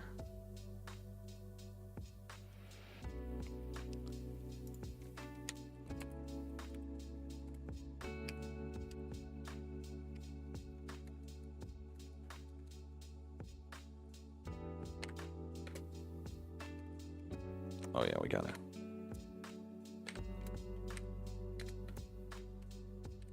Let's see here. Boop, boop. It just bothers me. And it's weird. Okay. And then we also gain a skill. So we took knowledge, so we gain a lore skill as well. Let's go for magic. There we go.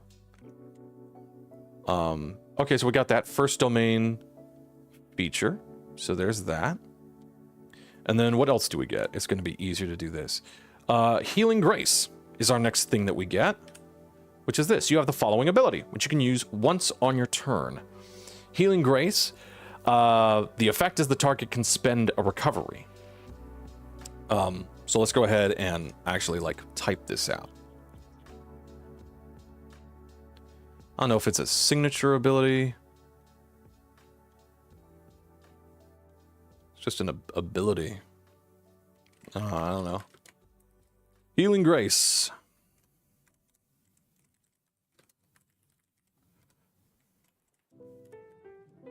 It's a maneuver type. Its distance is ranged 10. Its target is self or one ally. The power roll. Well, it's a power roll +2. Oh shit, there goes my phone. Power roll +2. And on... Oh, we just get it.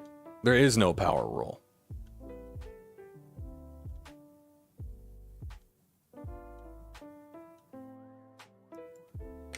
NA.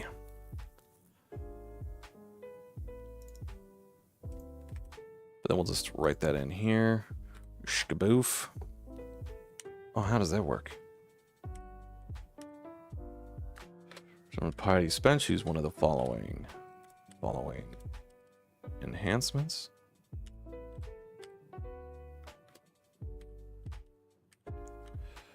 Target an extra ally.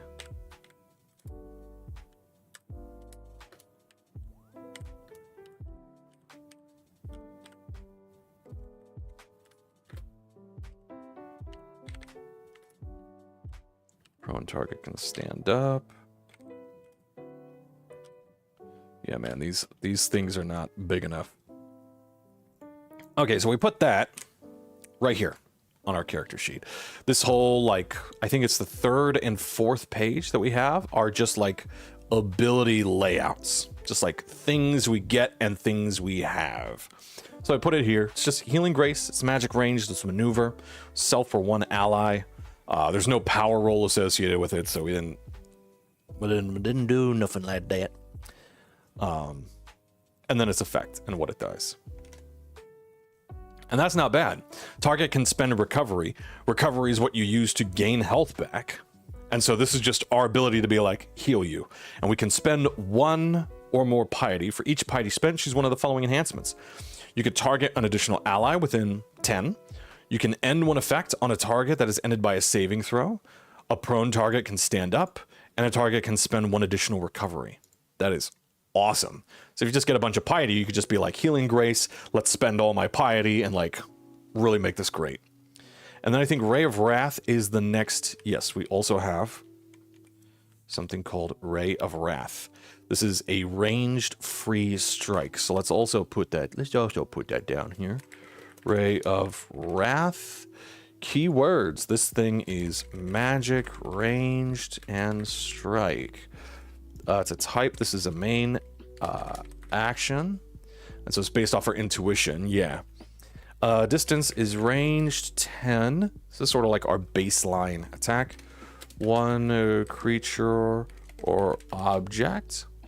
Power roll is that plus, well, I guess our intuition.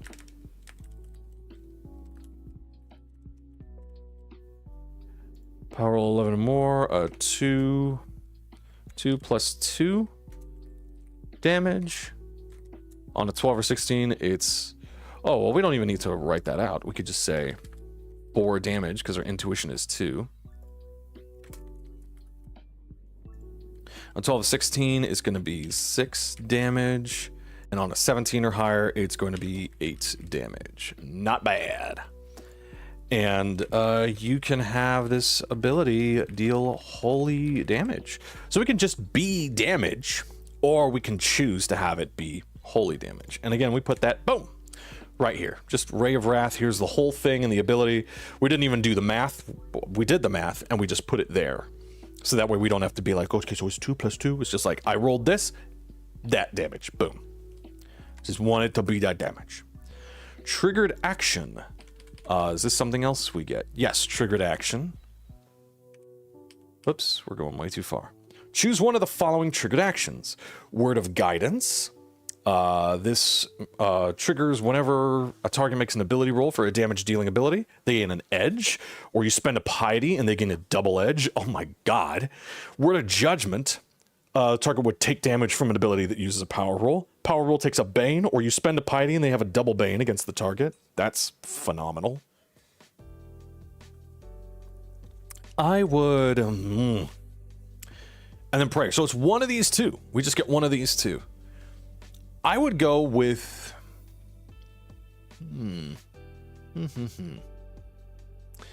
It's ranged 10. I'm probably... Well, both of these are ranged 10. So I want to stay 10 paces around where someone else is going to be. I've already got Healing Grace, so it depends on, do I want to ensure they're taking less damage and we have longevity? This would be something that would be like a group discussion, right? Like, what is everybody building? Do we have a lot of attackers? Is it like a conduit and then a tactician and then a talent? Or like, what are we building? If we've got like a fury and a sensor and an elementalist, like a bunch of damage dealers, and I'm like, okay, let's go with Word of Judgment, right? And protect us. Let's go with... I would say let's go with Word of Guidance. We won't add that in. That would go right here for the triggered action.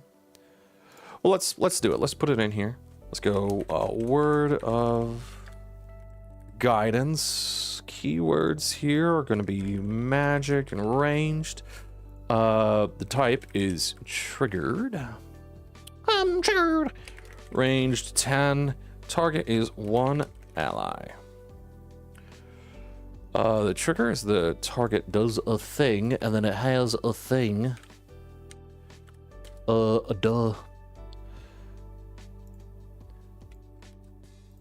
then the effect is that. Boom. And we just put that right there under our triggered action. So that's nice. That works out really good. Yeah, just to help us lay it on. And then I think we get a prayer, right? We get a prayer, then a conduit ward, and a conduit abilities. And then we get abilities, 2 signature, a 3 ability, and a 5 ability. So let's see here. What's a prayer? Your god answers a prayer with enhancements to your body and mind. Choose one of the following prayers. You can change a prayer along with your ward by praying to your god as a respite activity. Okay. So these, yeah, we'll go ahead and write these down too. Prayer of Destruction. You gain a +1 bonus to roll damage with magic abilities. Nice, which is exactly what our Ray of Wrath is. Star Free Strike, that's a magic ability. We get a +1 to it. Prayer of Distance. Your god blesses you. You have a +2 bonus to the distance of your ranged magic abilities. Oh, that's great. That's actually great. Prayer of Soldier Skill. You can wear light armor and wield light weapons effectively, even though you don't have a kit.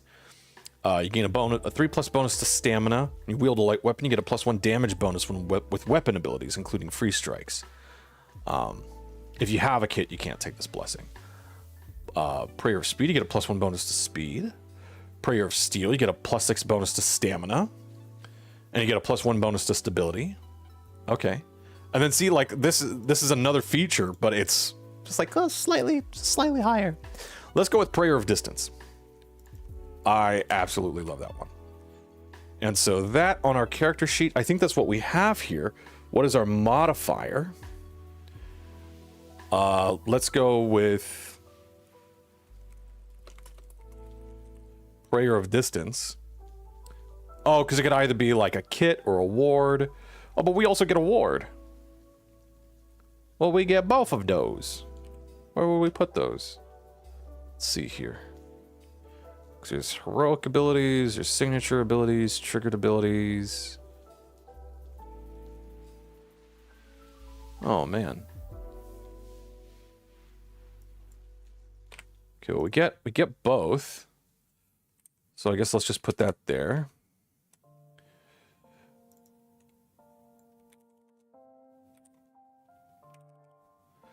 +2 bonus to our ranged magic abilities. But then we also get a ward. We get a conduit ward. Our god grants us a ward that protects you from the faithless. Choose one of the following wards, and we can change this as a respite activity. Bastion ward, you get a +1 to saving throws. Quickness ward. Whenever an adjacent creature deals damage to you, you can shift up a number of squares equal to your intuition score after the damage is dealt. That is very much... Shifting is like moving without promoting attacks of opportunity. Sanctuary ward. Whenever another creature damages you, that creature can't target you with a strike until you harm them or one of their allies or until the end of their next turn. It's kind of awesome, actually. Spirit ward. Whenever an adjacent creature deals damage to you, they take corruption damage equal to your intuition score. That's also kind of awesome. I very much will probably go with... yeah, let's just go with the quick build. Let's go with Bastion ward. Bastion ward, and we get a +1 bonus to saving throws. There we go. Nice and easy. I don't know how saving throws work in this game at all. I imagine, so far that I've seen here, I imagine that it's very much, oh, like saving throws, oh, to end conditions. Okay. That's not bad. Spirit ward, and then conduit abilities. Your training in faith lets you specialize in magic that buffs your allies, debuffs your foes, and allows you to hold your own in combat alongside your friends. Choose 2 signature abilities from the following options. Signature abilities can be used at will. So we got Blessed Light. This is a magic range strike, which we already have, but it's better than Ray of Wrath. Because that's 246. This is 358.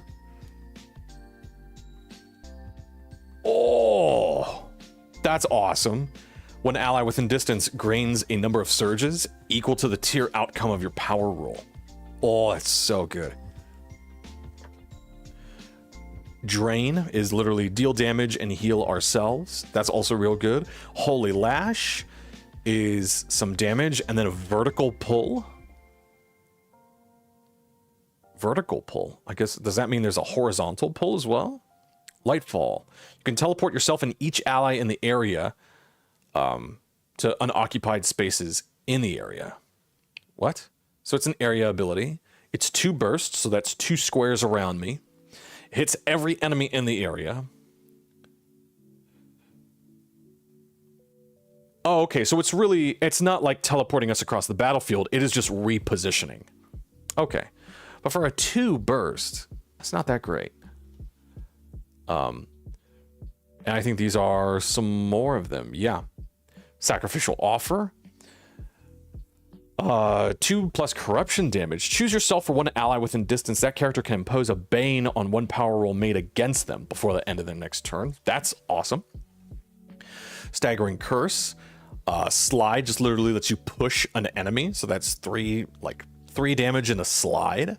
That's really good. Warrior's Prayer.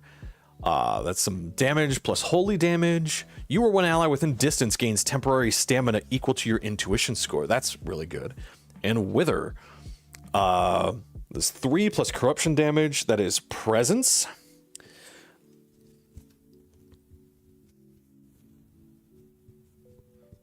The target takes a bane on their next power roll. Okay. I really like the ability of Drain. I really like that ability because it can spend a recovery. Damage is a little worse. But I like the ability to be able to like hurt an enemy, like make sure they're getting hurt, and then someone else can use something, so that I don't have to spend all my piety all the time to do that with Healing Grace. But that can be something I can do on my turn. If there's a lot of healing that needs to get done, I can say, okay, Healing Grace time. So let's go with Drain first. Let's write that in. That's just going to be a regular old ability. Oh no, this is a signature ability. So these are ones we can use all the time. Dwayne. Keyword here is magic, melee, and it's a strike. Oh, it is melee. Okay, maybe not Drain then. Let's go with Blessed Light, because that one is great.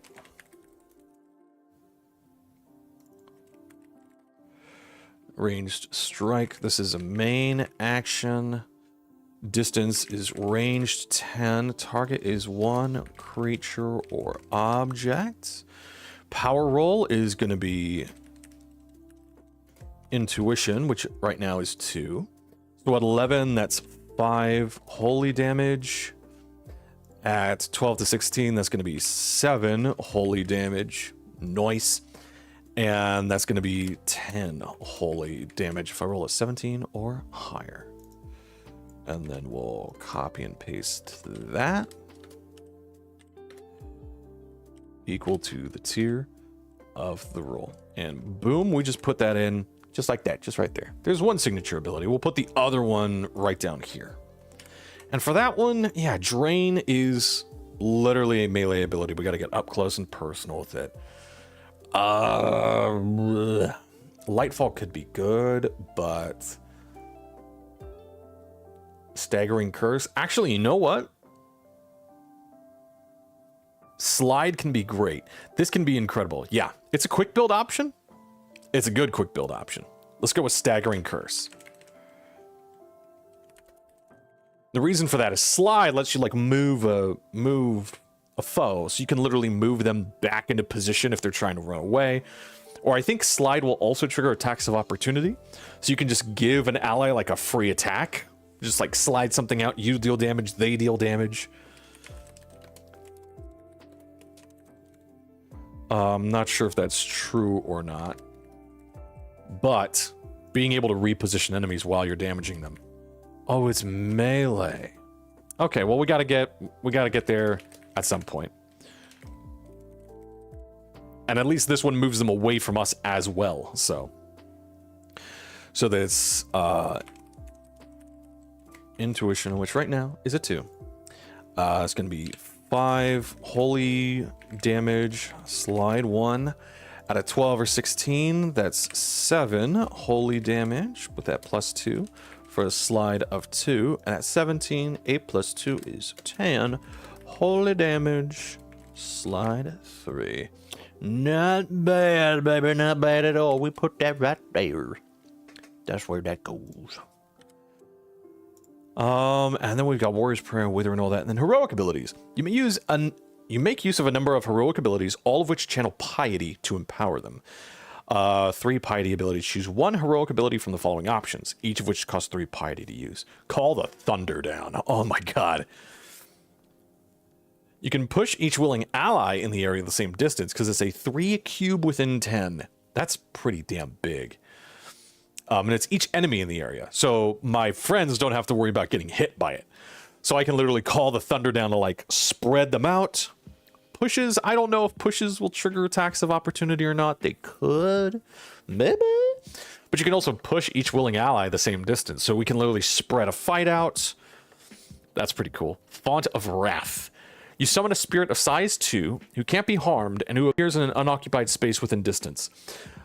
Within 10. The spirit lasts until the end of your next turn. You and your allies can move through the spirit space, but enemies can't. Any enemy who moves within 2 squares of the spirit for the first time or starts their turn there takes holy damage equal to your intuition score. That's awesome. Oh, Judgment's Hammer. That is awesome. Just knock him prone. Violence will not aid thee. So just a bunch of lightning damage. One creature. The first time on a turn that the target deals damage to another creature, the target of this ability takes 1d10 lightning damage. Oh my god. That's awesome. So it's, you deal it once, and then the next time they're like, well, I'm gonna hit somebody again. They just take another d10 damage. So it's pretty much all told, this will deal, like, at worst, 1d10 plus 4 damage across this creature's activation. That's awesome, actually. Okay. Hold on. I really do like Judgment's Hammer, though. Especially to knock it prone, because allies, or like anybody to target that creature probably gets a boon to attack it. You know what I mean? I do love Call the Thunder Down, though. Oh my god, I love Call the Thunder Down. Oh, that's so cool. Area of an effect as well. And we've already got some pretty strong abilities doing some pretty strong damage. So having just like a set 2, 3, 5, not bad. Especially for an area of effect. Let's do it. Let's do it.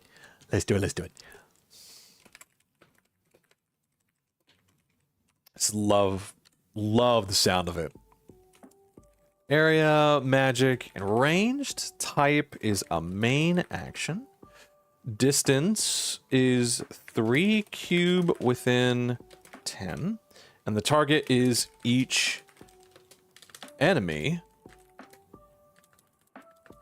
Well, I'll just say each enemy. We know it's in the area. Power roll is intuition, which is 2. And these are fixed. 2 sonic damage, push 1.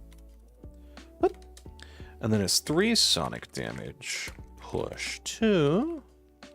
And 5 sonic damage, push 3.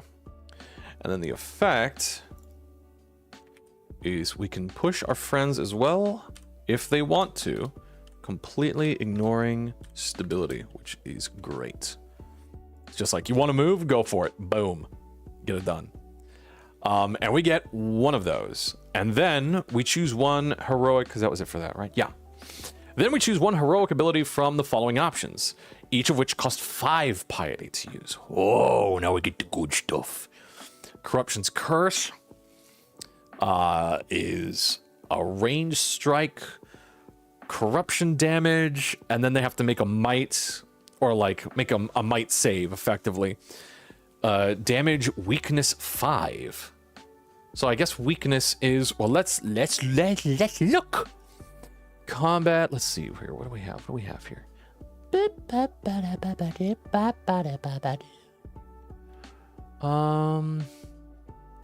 Combat glossary. That's all that stuff. There that is. Movement. There's jump, crawl, shifting, teleporting.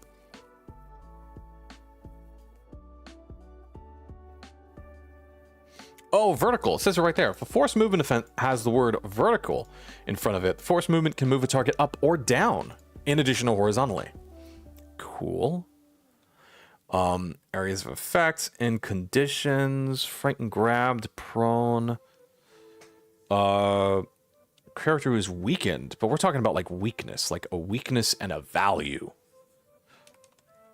I'm going to assume that means they take extra damage. So whenever they're hit with something, they have a weakness 5. And then that's frightened. Curse of Terror is just they're frightened. Faith is our armor. The target gets 5 temporary stamina. That is actually great. Sermon of Grace. Each target can spend a recovery. Additionally, each target can use a free triggered action to end one effect on them that is ended by a saving throw that ends at the end of their turn, or to stand up if prone. That's also really good.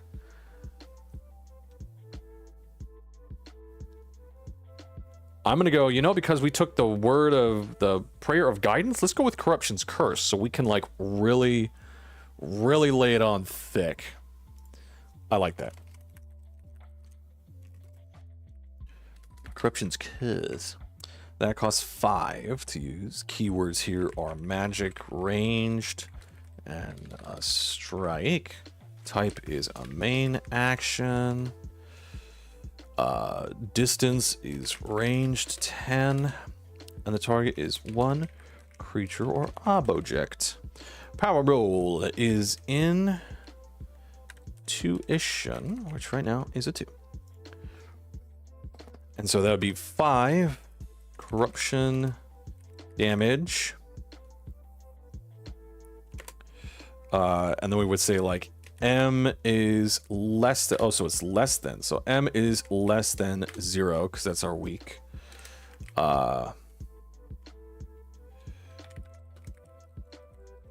Damage weakness 5. And then that's going to be 8 corruption damage. Might is less, whoops, might is less than 1 because that's our average. Damage weakness 5. And I think that's why I think it's like damage weakness. It might be holy weakness. I think it's just literally weak to damage, and so it takes 5 extra damage. And so this is going to be 11 corruption damage. Let's see here.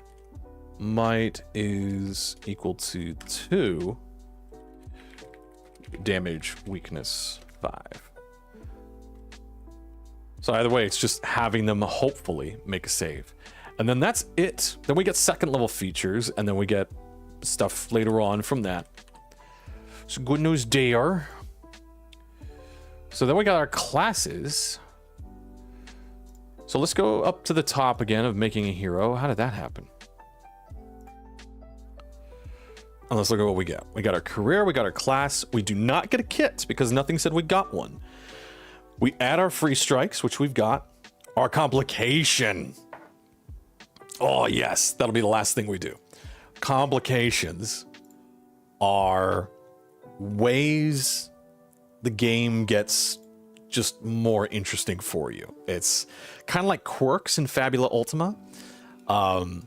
They're ways that give you like narrative benefits. There is an actual benefit and there's an actual drawback, and they just have things associated with them. They affect the entire game.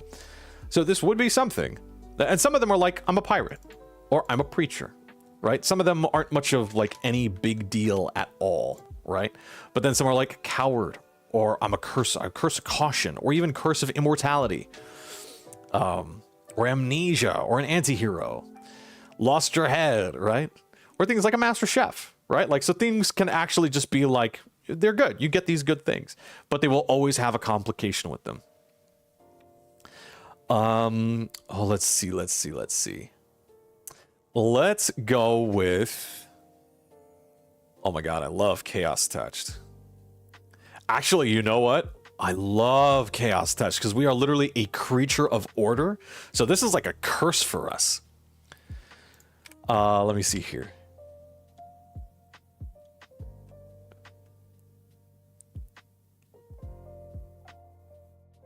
Oh my God. Oh my God, that's awesome. I love that. Yep, I absolutely love that. Like, this is something literally bad for us. Because we were literally like touched by chaos. We ourselves are a creature of order. And in our adventures in the time sphere, or timeosphere, we literally got touched by chaos. Oh, I love that.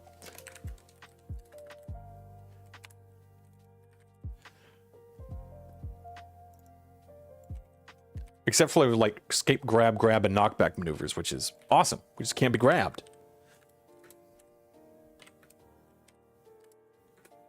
Which is super good news for us. Our hands are full, but then our drawback is while dying, we impose a bane on our power rolls.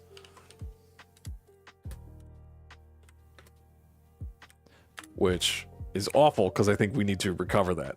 So that sucks. And we put that in right here on our character sheet, right next to our complication.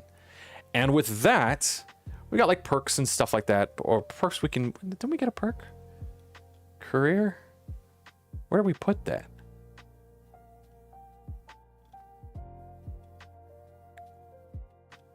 Didn't we get a perk? I thought we got a perk. Didn't we get a perk? We got a perk. I don't know where we put it. We got a +1 on... No, that was saving throws. Where are we? I thought we got a perk. Oh, I guess we just didn't put it. But this is our finished character sheet. Also, I think... Oh, also... Let's see here. Let's just go to Conduit again. Because it said it would, like, show us our starting wealth or our starting anything. Oh, it'd be if it changes it. So our starting wealth is, I think, 1. Our renown is 0. Our level is 1. We have 0 HP. We still don't know what our recovery is. I think it's 1/3 of your stamina. I think is what it is. I think that's what I heard before. So let's just go 18 divided by 3. 6. Let's just go with that. I could be wrong. Don't quote me on that. But I heard somewhere that your recovery value is 1/3 of your stamina. And here we go. Here's our character, Duruvata. We're a Memenek, a conduit of Ord, the god of creation and knowledge. We are very reasonable, like we're very physically weak, but man, we can explore a bunch, which we're gonna need, I guess, which is good. Got a reason of 2, intuition of 2, presence of 2. We got a +2 to all of our distance for our ranged magic abilities, and we got a lot of those. So everything that's range 10, we can actually update on our abilities. Those are range 12. We get to fall lightly, and when forced moved, we're 1 size smaller, so I think we're going to move further when we're forced to move. And just as a keeper of order, once per round, we can remove an edge or a bane.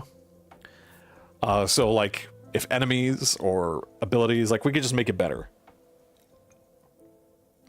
Effectively, like bring the power roll closer to just make the roll. We get a surge at the start of combat. We can't be surprised. That's incredible. I love that. We're a chaos-touched explorer. We have no crafting abilities. We create with magic, which is kind of odd and bizarre that we have no crafting abilities, but we explore. We have a lot of lore.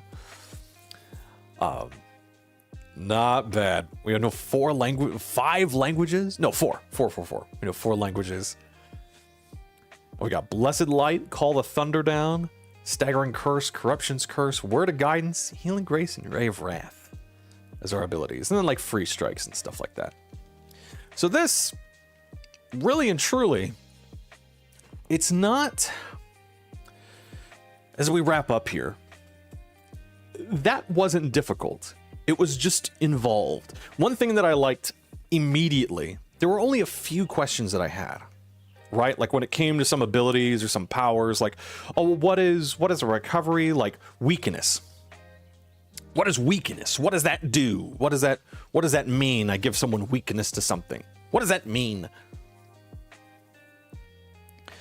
And it's like, yeah, it's damage weakness. So they're probably weak to damage, which probably means they take 5 extra damage from any damage source, right? Or that probably means they take 5 extra damage from this. But it says your enemy takes more damage from your allies. So all of these abilities, from the name to the description to generally the mechanical lerges or wording for what this is, you can kind of understand generally what this ability does. And that I really like. It's less of, oh, well, I've got to learn all of these different things and all of these different conditions and all of this stuff. It's just kind of generally, you might be like, what exactly does this do? And then you can see like, oh, it does this, right? What exactly does prone do? What exactly does push do? Like, you kind of get the gist of it. A lot of their wording, a lot of the stuff that they're doing with their word choice and mechanical word choice isn't too terribly confusing. I really, really like that a lot. And then we just get more stuff. Get more and more stuff. Again, their layout here is bad. But at least you know, like, once you hit 3rd level, read through this. Just read through it like a book. You get these things. 4th level, you gain a perk of your choice. You gain a skill of your choice. Characteristic increase. Blessed domain. Like, you just get that stuff. And you don't have to worry about, like, going back or cross-referencing, like, 4th level conduit domain features. Oh, okay, like, I got knowledge and creation. Where's the domain features? Where's all, like, it's one of these. It's one of these, and it's going to be all described down here until you get to the next area. Even, like, improved invocations and improved stuff. You just get that stuff. So it's not too terribly difficult. I like that everything is also just in one spot. I love that there is no, like, giant spell list. I love that there is no huge list of, like, all this stuff, so you have to, like, cross-reference the cross-references, you know what I mean? And like, oh, well, I can cast Revitalizing Grace. Oh, well, what is that? Oh, well, that's in the back of the book in the Conduit Dominion abilities, and I gotta look there. It's right there. It's right there, and it's alphabetical. You just get to look, it's just right there. I very much do like that. Their layout, like, for text and determining, like, what's what and who's where, I wish they just did underlines more, or had color sections of their book more, or something to help the eyes. Because they don't, and this is very difficult to read. But that sounds like it goes by pretty quick. Like, on my turn, just looking at my character sheet, really and truly, like, on my turn when I want to do something, I'm looking at these signature ability cards. And really and truly, I'm probably looking to, like, print these out. Either, like, type them out and print them out, and then just put them in, like, go to a card shop and get some Magic the Gathering lands that they just have in a bucket or in the trough outside. And just put, like, a Magic the Gathering card land into a sleeve, put this in front of it, boom, you're done. If you really want to get fancy with it, you could just go to the Daggerheart card maker that they have online and just make this same thing, but on a Daggerheart card. And there you could also include some artwork if you really want to. You know, it's not Daggerheart, but you could just type whatever the hell else you want, right? So it doesn't, none of the artwork or none of the text has to be specific to Daggerheart. You can type whatever you want on the damn thing. But these do a good job of just kind of going through the motions, right? Like, the name of it, here's the keywords, you can immediately understand this is magic. It's a magic range strike. It's a main action, range 10, 12. And then I've done the math here. I put like intuition 2. So I know what my intuition score is, but that's what we're rolling. And then just everything here. Everything's added up. 10, that's it. And then any extra effect, and that's it. So the powers are, like, these are the things that I get to do on my turn, then free strikes and stuff like that if I really want to. But, like, signature abilities, my signature and heroic abilities literally on one page, other triggered ability, extra abilities that I have, all of that, level 1, all just fit on one page.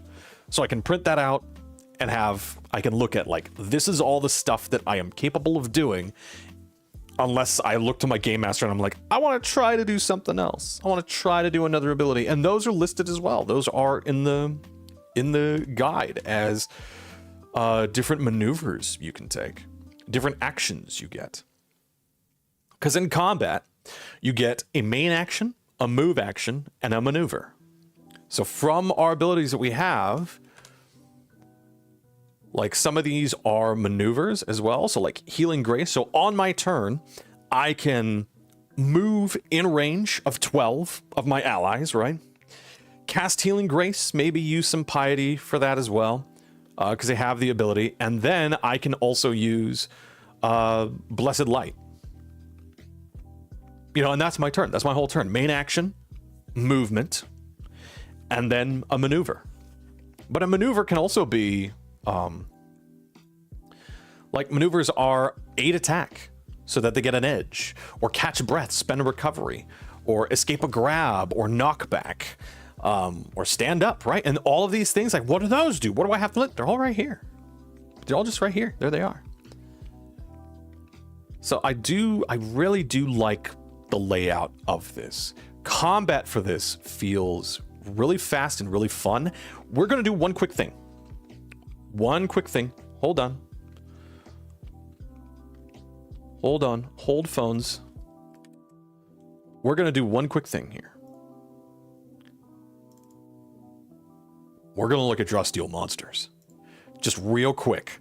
I want to see what a monster stat looks like at a low level. Oh my gosh, this is so amazing.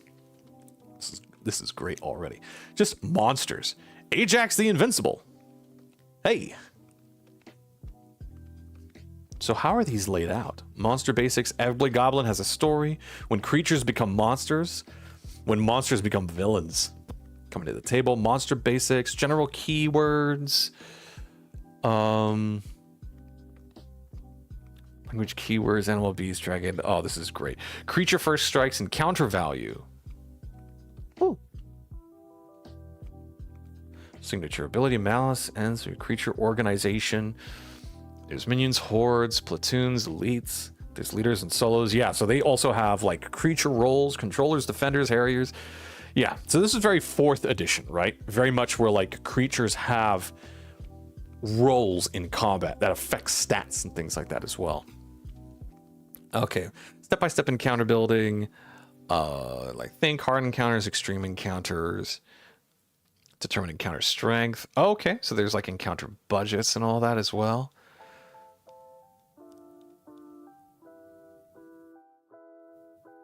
Quick encounter building, buy creatures to fill hero slots.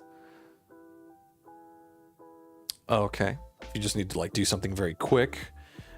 And these are a lot of like, okay, so like maps and things, diminishing numbers. Map advice. Get the thing!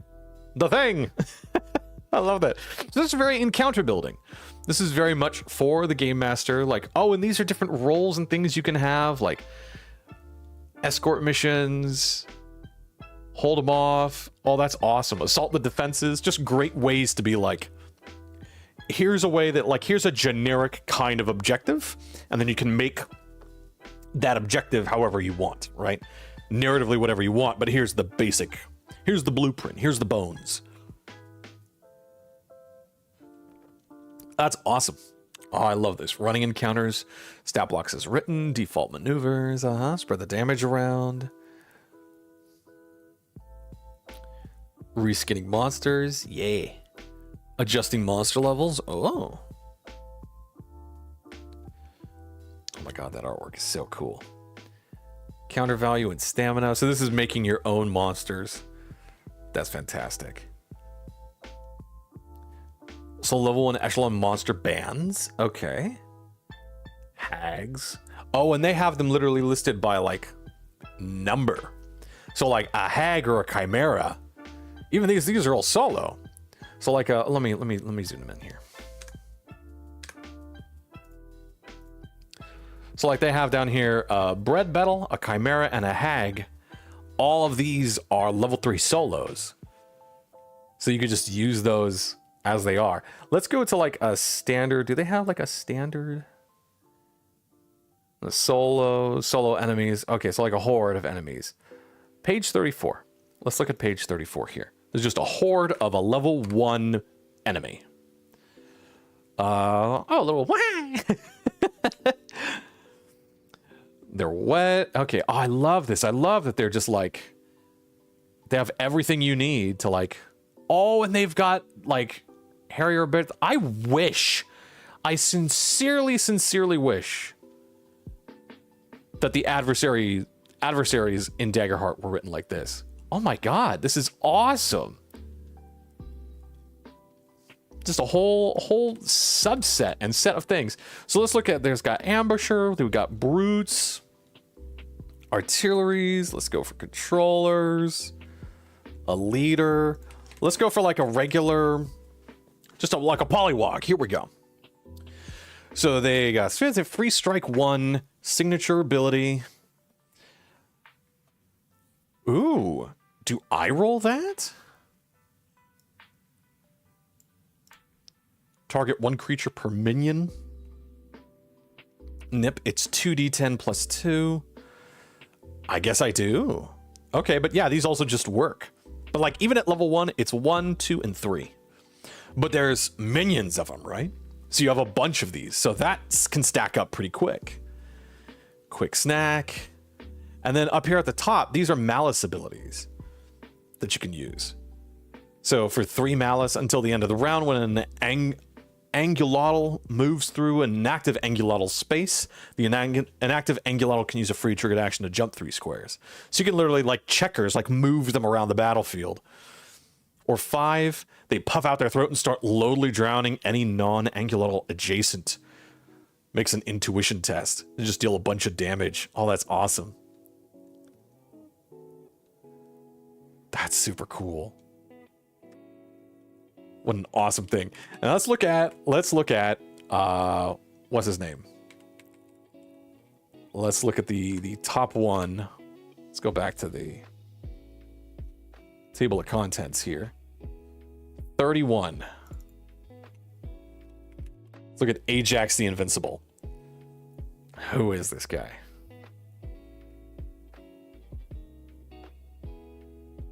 Woo. Level 11 solo. Oh my god. That's it. Oh, he was right above us. Oh my god. And you have villain actions and all that. That's insane. Blade of the Goal King. 26 damage. Just boom. Right out of the gate. That's awesome. That's super cool. That's pretty intense though. There's a lot of stuff going on for a game master. And so I wonder how to really organize a lot of this information. I'm not entirely sure. But this looks pretty involved. Less so for like what the players are going to do, because that's very much how they're gonna think in terms of the game, right? Like the basics of combat, how they're going to move, how they're going to do stuff, what they're going to do here. And you're really just like, okay, monster's got to activate, it's going to do this thing. But like, if you have different groups of monsters and you have different malice abilities you can spend on them, what that looks like.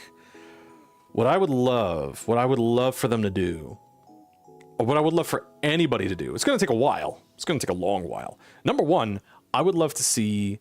what is it? The Archives of Nethys for Pathfinder 2e. I would love to see something like that for Draw Steel. Because their license is incredible. The license for Draw Steel is amazing.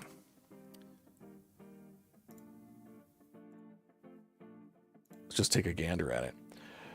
Because you can't use the art from their book. But you can reuse and freely reference the Draw Steel text, mechanics, and game rules, including proper names, locations, and characters. So that line there just means because you can reuse those, an Archives of Nethys could exist for Draw Steel. Something like it, like a big reference point, monsters, what they do, malice points, all of that. I'd love to see that. What I would love to see is an encounter screen. What I would love for there to be is either an app or a website app or something like that where you can be like, here are the monsters from Draw Steel that are in the encounter, right? Here they are. And then you build the encounter, you have all that, and then you can simply say, okay, what monster are you activating? And you just tap like you can tap or select a kind of monster and be like, okay, here's the malice abilities you can use. You can see like the malice abilities like on a scale, like here's all the ones you have access to, but then you can be like, here's the ones you can use for these creatures. Here's the actions you can use for this creature, right? Like here's the things they can do and all that stuff. I'd very much like to see something like that just to keep things organized a little bit, or even like a monster sheet where you can just put all those in for any monster that you use. Because I don't know how good these sheets are themselves. You could probably photocopy these sheets and use them for a lot of other stuff that you are using. You know, just like photocopy a sheet out or print one page from the PDF to kind of like keep a bestiary of all the different monsters that you're using during a session, so you can just like quickly reference them. That's generally what I do with Pathfinder anyway. But for Pathfinder, I'll use a combination of Archives of Nethys and the books. I would love to see something like Archives of Nethys for this. That'd be incredible. The layout for this, not that great. The artwork is insanely good. The artwork is so good. The artwork is so good. The class design, how I feel my character looks and plays, how I think they would be in a game, I immediately get. This is a character that wants to be like near allies, probably towards the back. I want to pretty much ensure that like no one's running out of range, right? So like anything within 12 squares, like ahead of me or around me, like absolutely focus on that. And generally I want to spend my turns either healing my allies, which if there is a recovery value that's like a third, that's amazing. Because then I know like I'm never going to overheal. It's always going to be a fixed amount. And as soon as one of my players knows like I could use a recovery, then it's like done. Right? Like you just absolutely use that. And you could use that really and truly. In some cases, you could be really good with that. Because you could just be like, hey, I don't want to, I'm only missing, if I use a recovery now, I'm only missing 3 health. But then something knocks you down by 3 health. You've got a third of your health left. You could spend 2 recoveries to fully heal. And so at that point, you could be like, hey, heal me. I could use a single recovery now. And boom, there you go. So you can plan your recoveries out so that you're not over healing or under healing, which I think is great. That would be half of the reason literally to use them. It's like once you're past a certain threshold, as a player, like I could use a recovery and not worry about wasting one and still be healed a good solid amount. I love that. And a lot of my abilities, like that Prayer of Grace, is like, I have a player in Pathfinder, they're playing a healer, and they try to be in the center of combat, use all 3 of their actions to just heal everybody. I don't have to worry about that. I just use my... What is it? I just use my Healing Grace. I get a bunch of piety. I probably like pray at the start of my turn, hopefully get some extra piety. Well, not hopefully, I will. It's just a matter of if I get 1 or 2 extra. And then spend a bunch of extra piety to like heal a bunch of extra people, and that's a maneuver. So I still get actions. I can still move after that. I can move out of safety, or I can, make a main. I can do Ray of Wrath, or Staggering Curse, or Blessed Light. That's 5, 7, 10. Yeah. Oh, they're both 5, 7, 10. So I can do like Blessed Light to everybody, or do Blessed Light, deal damage to something, and then one ally gets a number of surges, either 1, 2, or 3, so that they can use something. So I can do that. Fury's up there, give it to the Fury. They get more damage on their attacks, which is what they want to do. They're just kicking ass. But then I can also do Corruption's Curse, so like make sure and talk about it. Like, I'm going to Corruption's Curse them. So like, I'm going to do Blessed Light, give you some surges next round. I'll Corruption's Curse them. They're weak to damage, and then you come in and deal even more damage and just cleave the crap out of them. That's just, I like it. I love it. I see the tactics working out in my mind. It's not hard to think this way. And I know there's more rules. I think there's like things with movement and difficult terrain and moving around and stuff like that. But like building a character immediately gets you thinking about how this character is going to function, because the game is very straightforward, right? Like you're going to need a grid. You're going to move around on a grid. Here's the things that work. Here's how they work out. Daggerheart doesn't really do that. It is an unfortunate part of Daggerheart. Daggerheart's a lot easier to make a character. It's a lot faster. If you have a basic idea, you have the cards, you just like pick a card, pick some of these cards, and boom, you're good. Right? Write some stuff in on your character sheet, and you're set. You're good. but yeah, it's kind of hard to like get a picture of like what that looks like, what your character's actually able to do in Daggerheart. You kind of have to get your hands on it a little bit to go like, oh, okay, I see how this works now. I see what I get to do. Here, I haven't touched the game, and I immediately know generally how I'm going to play, how I function, what my role in the group is. Sorry, I got staggered on saying role in the group or group role. Wow. And I know like strengths and weaknesses immediately. And I know how to communicate that to my players to be like, I'm going to use this ability. And I can even, if I print these out on cards, I can just show them. I can be like, I'm going to use Staggering Curse, and boom, hand them the card and be like, that can slide somebody your way. Or I'm going to use Corruption's Curse, boom. Or I'm going to use Blessed Light. Who needs a surge? Like, who has less? I can just pass surges around. So it's so amazingly good. You immediately know generally what you get to do on a turn. And every class is different. And managing their own resources and how they manage those, and it's awesome. It's phenomenal. I really, really, really like this. For me, from what I've read, and in my own personal subjective opinion, Draw Steel is the D&D 5.5 everybody wanted and never got. I think there's some games coming out. There's like DC 20 coming out. Nimble is coming out. There's a lot of D&D likes where people are taking the D20 from the D20 fantasy and just kind of making their own game system out of it. I think a lot of those are trying to really grasp the like, we don't have to go so far for D&D. You could just come here, right? You could just come here. And that's fine. That's great. I think that's perfectly fine. But play-wise, I think Daggerheart is definitely how people are playing a lot of D&D, especially after watching a lot of Critical Role and integrated with Critical Role. Like, it passes the D&D vibe check, and it feels like just D&D. For my group of friends that I'm playing with right now, Daggerheart's perfect.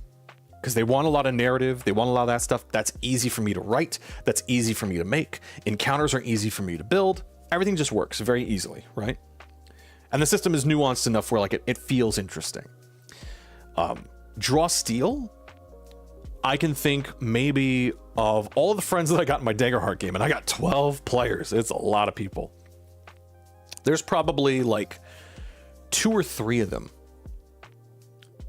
that if I showed them Draw Steel, or they watch this VOD, or they watch this stream, if they watch this or they see what the game is like, they just get like something switches in their brain. They just go, oh man, like, oh my God. And I think it really happens after you make a character. I really, truly do. I think one of the best introductions, like never fear, don't freak out, is to have people make a character in Draw Steel. Or do something like this and walk through character creation. After that, run an adventure, right? Just like run an adventure and be like, yeah, role play. You just get to do stuff. Checks are 2d12, 2d10, and something will happen. If it's a test, that if you roll an 11 or lower, something might not happen, right? But that's why you want to make checks for like your big stats that you have, the 1s and 2s, or the ones you have skills for. But this really replaces D&D for me. This for me is for people that really like D&D and like min-maxing and like thinking about their class and like making different classes and like making class combinations, like all the build videos and all of that stuff. Draw Steel. 110%. Like if that's what activates your neurons for D&D, like you really like thinking about player kits and builds and this and how to make this character do exactly what you want. Draw Steel is the Shangri-La you've been waiting for. I personally think. Pathfinder's good, and Pathfinder is very good. But I think Pathfinder is way more... It is way more Lego. It is way more bric-a-brac. And that can really mess with people. And Pathfinder was built on the bones of D&D. So a lot of it is, like, you want to play a caster. Here's, 100 different spells that you could possibly learn across your entire gameplay, and you've got all these things to manage and all this stuff to learn. If I want to cast a spell as a conduit, buddy, I just do it. I just do that thing. If I want to cast it as an elementalist, I just do that thing. If I just want to swing somebody with an axe as a fury, I just do that thing. I don't have to worry about like those extra resources. I just worry about this one, how it's generated, and what I want to spend it on. What cool shit I want to spend it on. This just feels like it's going to flow really nicely.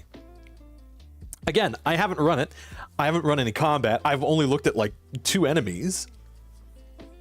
But it looks really, this looks really, really good. I was, man. Daggerheart for me, when I read Daggerheart, I was excited about it. I read Daggerheart, the official release when it came out, and it took me a while to really get into it. At first blush, I was like, oh, I kind of don't like what they're doing here. But then as I ran it and I read it, I was like, actually, I really do. I'm really gelling with this. This is great. This is amazing. Draw Steel reminds me a lot of Fabula Ultima, where I read it and immediately went, I'm in. This is it. I know exactly what this game is doing. I know exactly what it's going to do. I know what it's trying to do, and it's doing it. It absolutely is doing it. God, I really want to play this game. This is one game I really want to play. I really want to play Draw Steel. And I'll probably look up and see if there's professional game masters running it, because I also want to run it too. I want to see what this is like from the other end of the game master screen. It looks fairly complicated, but you know, like Pathfinder, easy once you get the hang of it. A lot less things to remember in terms of like conditions. There's a good number of them, but not nearly as many. And that cheat sheet that we have access to, this little guy right here, gives us everything we need to know about like how combat's basically going to work. Everything in combat is right here, which was like 20 or 30 pages in the book. It's all right here. So like that's all you need. Like, here's how combat works. Boom, go, get it done. You're good.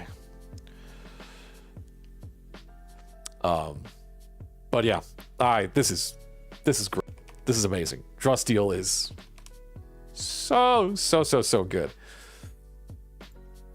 I am a big fan. Yeah, we'll just leave it on the page of the credits here. Here we go.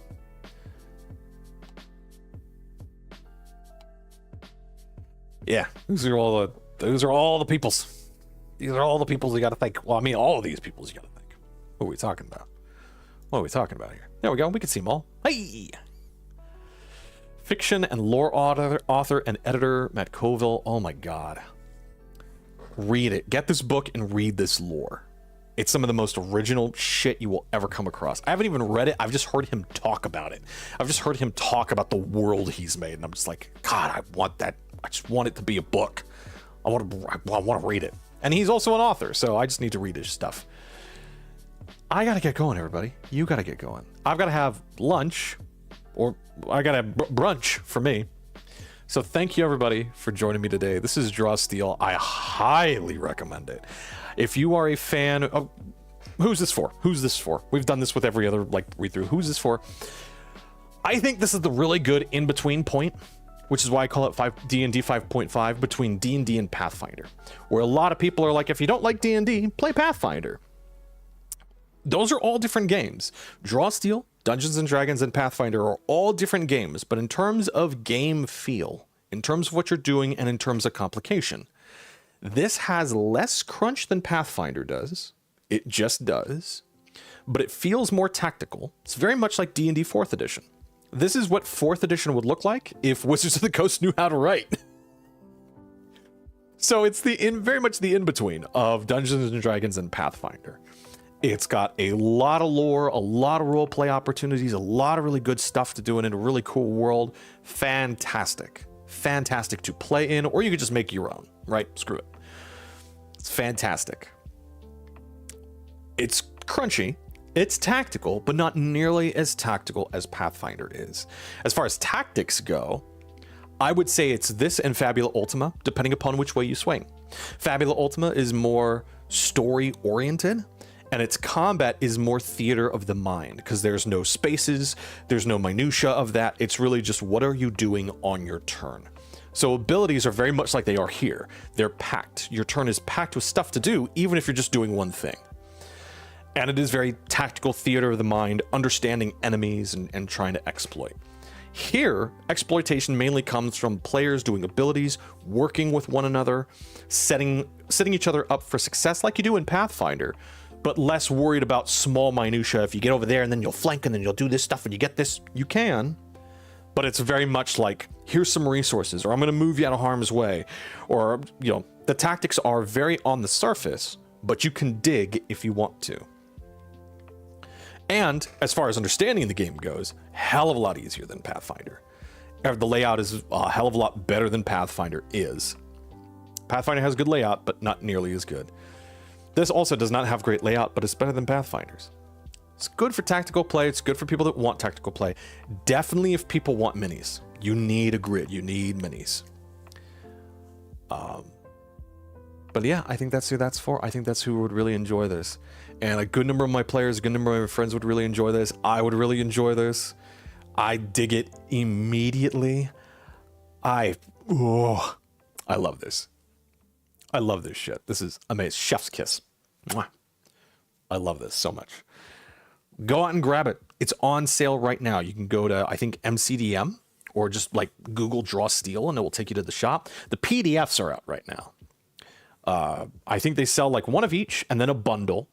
And then they have pre-orders for the book and then a bundle for those. And then you can buy a bundle for the books and the PDFs. The books are on pre-order right now. I don't know if they have any left, but if you go to their store and look, you can see the PDFs and then you can see the book pre-orders. I don't know when those are going to be fulfilled. I've heard towards the end of 2025. So I would say anywhere from October to December. That being said, there's a lot of shit going on in the world, so that could be pushed back. I would say safely anywhere between October to February 2026. But yeah, this is good. This is really, really good. This is a fantastic fucking game. I love this. Thank you, everybody, for joining me today. I really do appreciate it. Be kind to yourselves. Be kind to others. I will see you tomorrow morning for Clair Obscure 33. I've got a lot of work to do today. So have a good one, everybody. Goodbye.